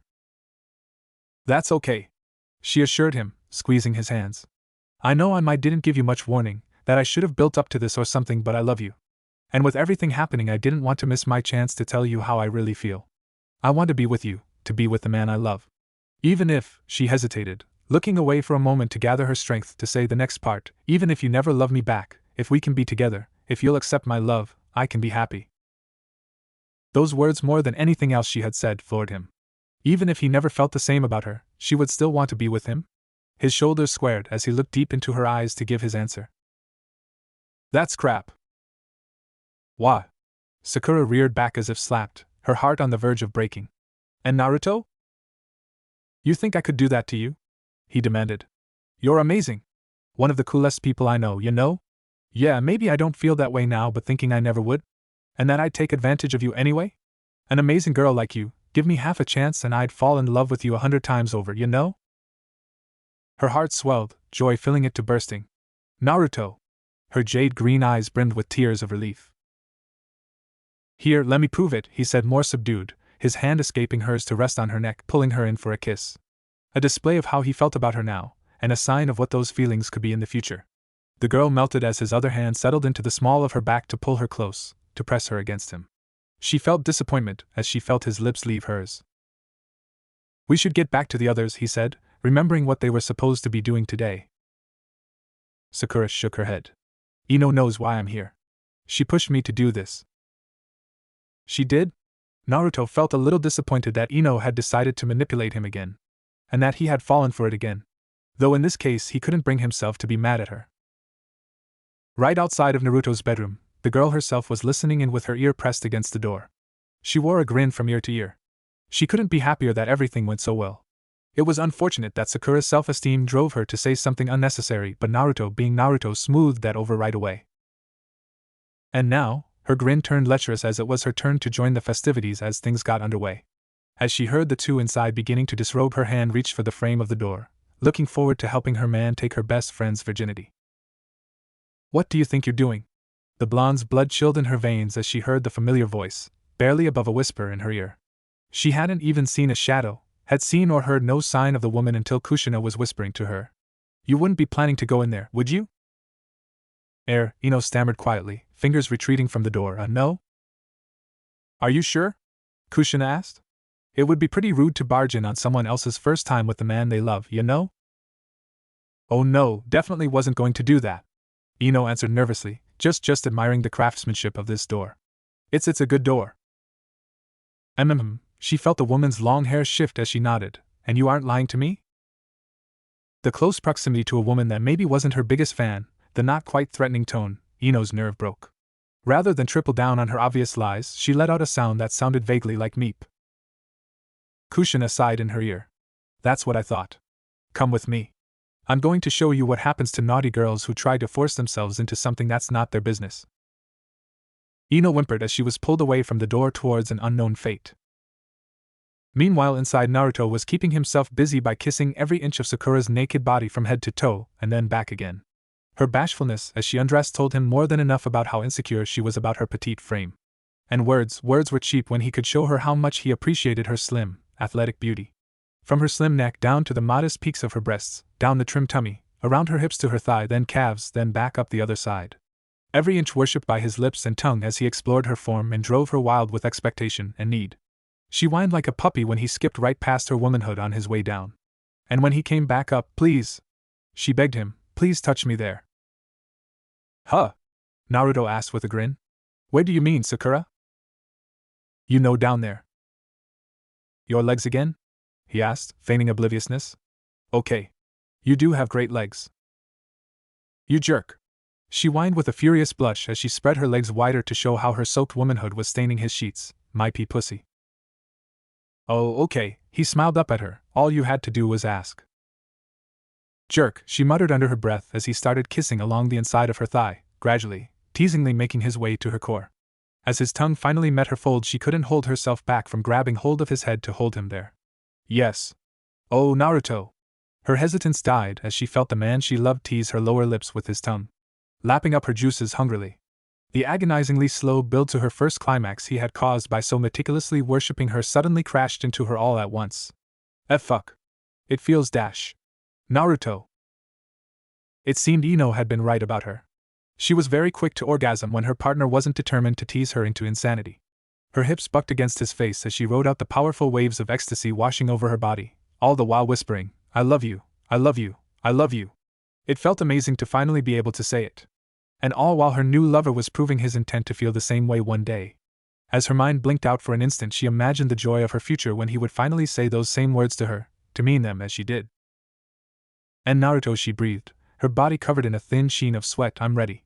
Reaching down with shaky hands, she gently pulled her slim pussy lips apart a little. I'm sorry, I don't want to have children yet, and it's not a safe day, so. I understand, Naruto assured her as he rose, leaning over her to position himself at her entrance. Cupping her face, his thumb stroked her cheek gently, feeling awe at the unbridled, unrepentant love in her eyes as she stared up at him. That love in your eyes, I promise I'll be worthy of it. She smiled gently, fighting not to grimace at the pressure of his manhood starting to push inside her. You already are. Her encouragement only spurred him on, the pressure more insistent as it felt like every inch of him sank inside her at once. Ah!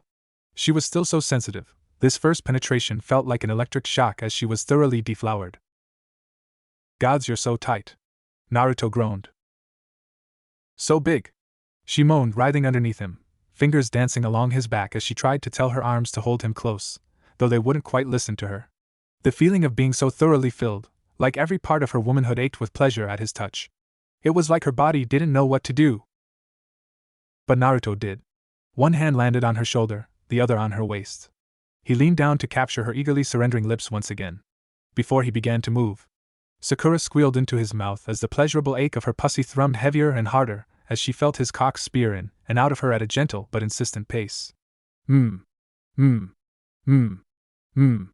Each kiss of her womb enough to make her think twice about whether she was really so sure she wasn't ready for children.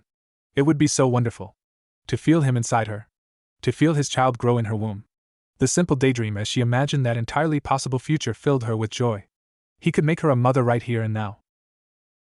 Were she still capable of words, she might have even said something regrettable. Instead, all she could manage as her lover wrung multiple orgasms out of her sensitive body were lustful pants, wails, and half-formed declarations of love.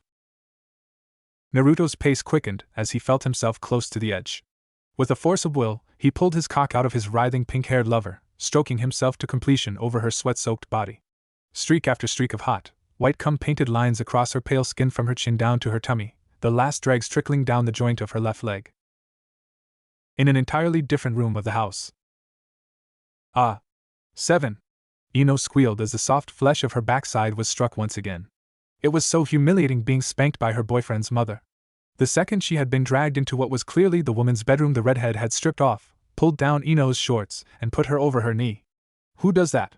Not even her own parents had spanked her. Which was probably a good thing to the girl's mind. It would have made how arousing this was kind of weird.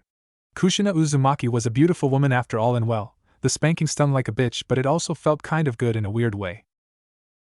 She continued to count her own spankings aloud as Kushina gave her the last 3. She had been forced to start over twice for failing to do so already. There, your punishment is done, Kushina announced, gently rubbing the blonde's cherry-red backside much to her confused appreciation.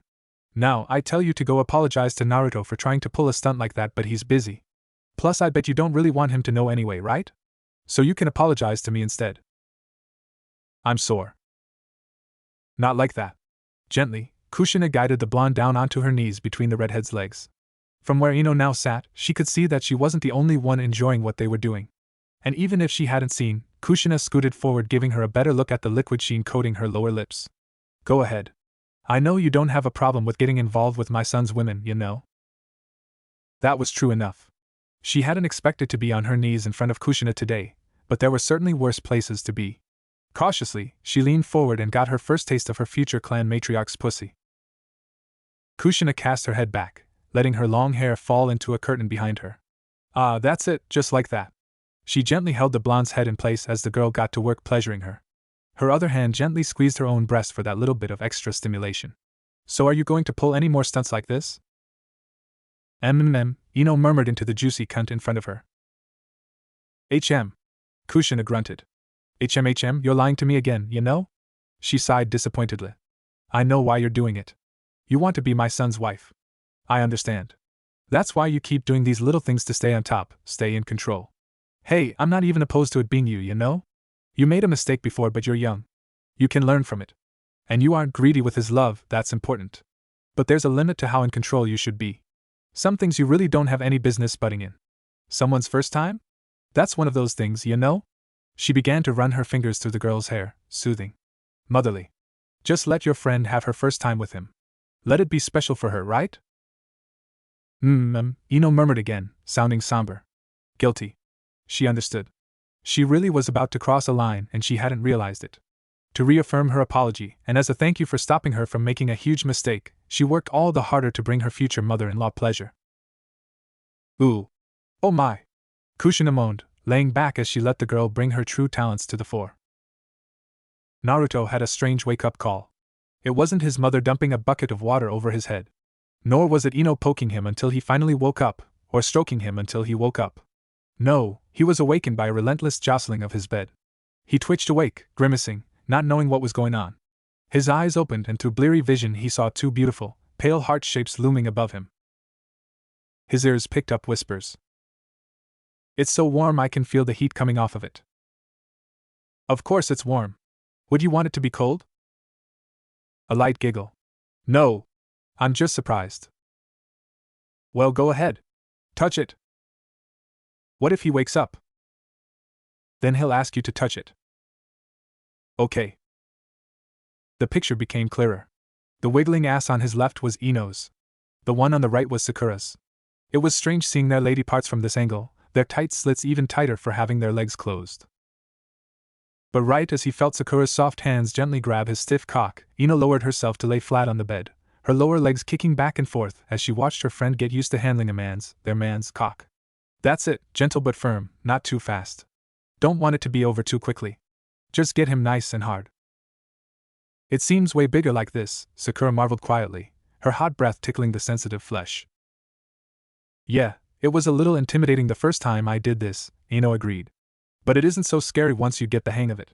Are you ready to give it a try? Oh, okay, the pinkette gulped, here goes. Once again, Naruto felt her hot breath was over his member, before the softness of her lips wrapped around it eclipsed the feeling entirely. He almost groaned, but he didn't want them to know he was awake quite yet. There you go, Ino cooed, her hand in Sakura's hair. Remember, watch your teeth, use your tongue, there you go. NPH, Sakura murmured in acknowledgement, her tongue wriggling and riding around his cockhead. She hadn't taken much of him in yet, but was making up for that with her enthusiasm as she tasted her lover's cock for the first time. You're doing great, Sakura, Ino praised her efforts. Are you ready to go deeper?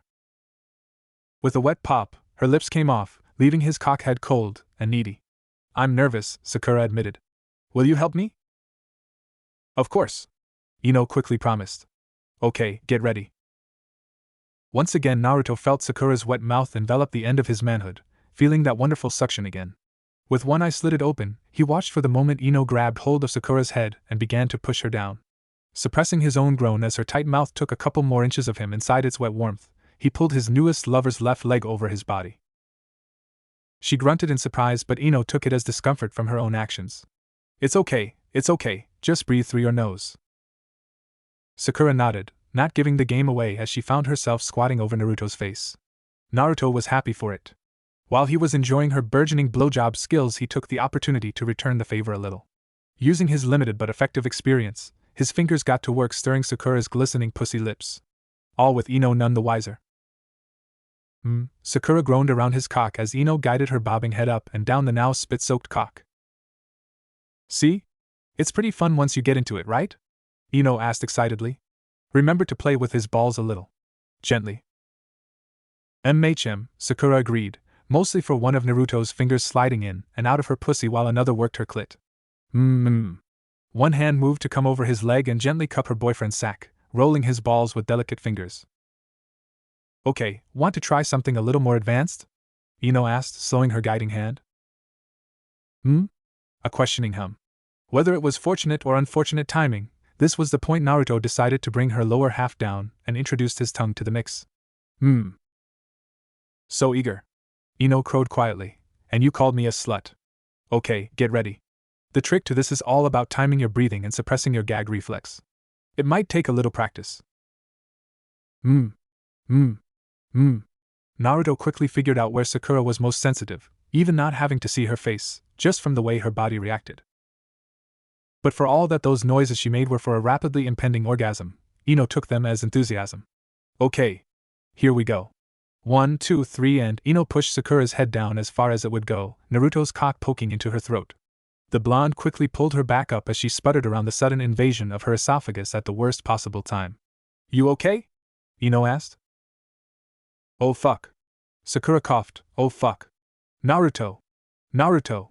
Sakura's body quaked, her hands balled into the bedsheets as she rode her boyfriend's face to a climax right after she choked on his cock. What? Her friend asked, suddenly realizing something was up. Looking back, she realized what was happening. Naruto, she reprimanded. How long have you been awake? Since right before Sakura touched me for the first time? He asked more than answered. Naruto, Sakura called out again, plunging back down to take his cock back into his mouth for a couple of seconds. Please don't stop, she begged, peppering his shaft with kisses as she said it before she inhaled it once again. Oh. Ino gasped in dramatic disbelief as Naruto went right back to eating Sakura's pussy to the pinkhead's obvious delight. Well, fine. I'm finishing Sakura's lesson and then it's my turn, she demanded, putting her hand back on the newly enthusiastic cocksucker's neck to guide her pace to something more even. For her second orgasm of the morning, Sakura didn't stop sucking, just screamed her orgasm around his dick, the vibrations a delightful thrum over the sensitive flesh. Sakura was a fast learner, especially for things she was enthusiastic about, and pleasuring her man was one such thing. With guidance from Ino, a can-do attitude, and the motivation of love, she soon felt his balls tighten inward in her hand. The gentle pulses as they delivered their life-giving seed up his shaft and out of his tip. Sakura didn't slow in the slightest, letting her boyfriend's cum spray the back of her throat. She swallowed it down eagerly. There was no hesitation. It came from Naruto, so she would cherish it. Another jet splashed directly on her tongue as she pulled back, and that soon followed the first. On and on it went, the love-drunk medic Nin drinking down Naruto's hot cum like it was refreshing water, and she a woman dying of thirst. Somehow as the pulses stopped, and the flow of his seed slowed to a trickle, she felt disappointed. Her lips slowly dragged their way up and off of his still hard cock, savoring the last of his gift. "Huh," she uttered, rolling it over her tongue. "It tastes way better than I thought it would." "Humph. You're welcome," Ino harumphed. "Now move over. It's my turn." Within an hour, the three of them were washed, dressed, and ready for the day, sitting down to breakfast with the matriarch of the house. "Good morning, son, girls." Kushina herself wasn't dressed, sat at the table in a dressing gown, and from what Ino could see, nothing else, not that she was looking. "Morning, Mom." "Good morning, Kushina." "Good morning, Lady Uzumaki." Kushina smiled at their ever-so-common house guest. "Sakura, I think you can call me Kushina by now. You've spent almost every night this week under this roof." "I'm sorry, ma'am, I didn't mean to be an imposition." "It's not an imposition," the redhead waved it off. Really, she was planning to tidy and properly furnish another bedroom in preparation for what was obviously on the horizon. "But if you're not going to call me Kushina," her smile gained a harder edge to it as her crimson hair began to rise menacingly, "definitely don't call me ma'am." Sakura stared wide-eyed at the display. "Sorry, Ma, I mean Lady Kushina?" The sinister crimson mane slowly returned to its proper place, the former clan head smiling serenely again. "Close enough." Team 8 weren't necessarily a well-oiled machine as far as team cohesion went. It was of course early days in their cooperation. They had only been a team for a couple of weeks after all. But the progress they had made was more than acceptable. Karina Yehi had taught before, but only for offering tutelage to younger ninja, never a full genin team. Even so, she managed well enough to foster a sense of camaraderie between the three teenagers through the time-honored tradition of making her team resentful of her. The standard procedure of putting genin through D-rank missions only during their first month of enlistment did much of the work. No one enjoyed doing grunt work, especially when schooling portrayed the job of ninja as never-ending adventures of daring and intrigue. All it took was getting them to do the jobs they were assigned, and then not helping. And then once the missions were done, drill them in team combat. Direct all of their ire towards her, and then force them to work together. It was inevitable that their ire would see them band together against a common foe. Kiba Inuzuka and Shino Aburame might have gotten along like oil and water at first, but their rivalry was slowly quelled by necessity. It certainly made Hinata's job as peacemaker between the two of them far easier. It was an impossibility for the meek girl to put her foot down. She needed the help. Perhaps when they went out on their first mission that cooperation would allow them to work together without their sensei's supervision. Kurinai certainly hoped so. It was why she ended the day's training early, telling her team to go get something to eat together at her expense. "Oh man, we're gonna eat like kings tonight, right Akamaru?" Kiba asked his Niken partner riding on his head. "Arf." The little dog barked its agreement, tongue hanging out of its mouth. The white puppy hopped off of Kiba's head to run around his partner's feet excitedly. Where to go though, Kiba pondered to himself, since Sensei is footing the bill there's no need to cheap out. Ooh. Maybe barbecue. "I am not certain I can agree to such a choice," Shino spoke, his voice muffled slightly by his coat. "Why? Our third teammate may have objections to something so heavy." "Hey, come on. Barbecue places aren't just red meat, they have salads and stuff." Kiba countered, though as he took a moment to actually hear the argument beyond the disagreement, he winced. If there was one surefire way to get him to back down, it was bringing up Hinata. "Hey Hinata! What do you think? Barbecue? Or maybe sushi?"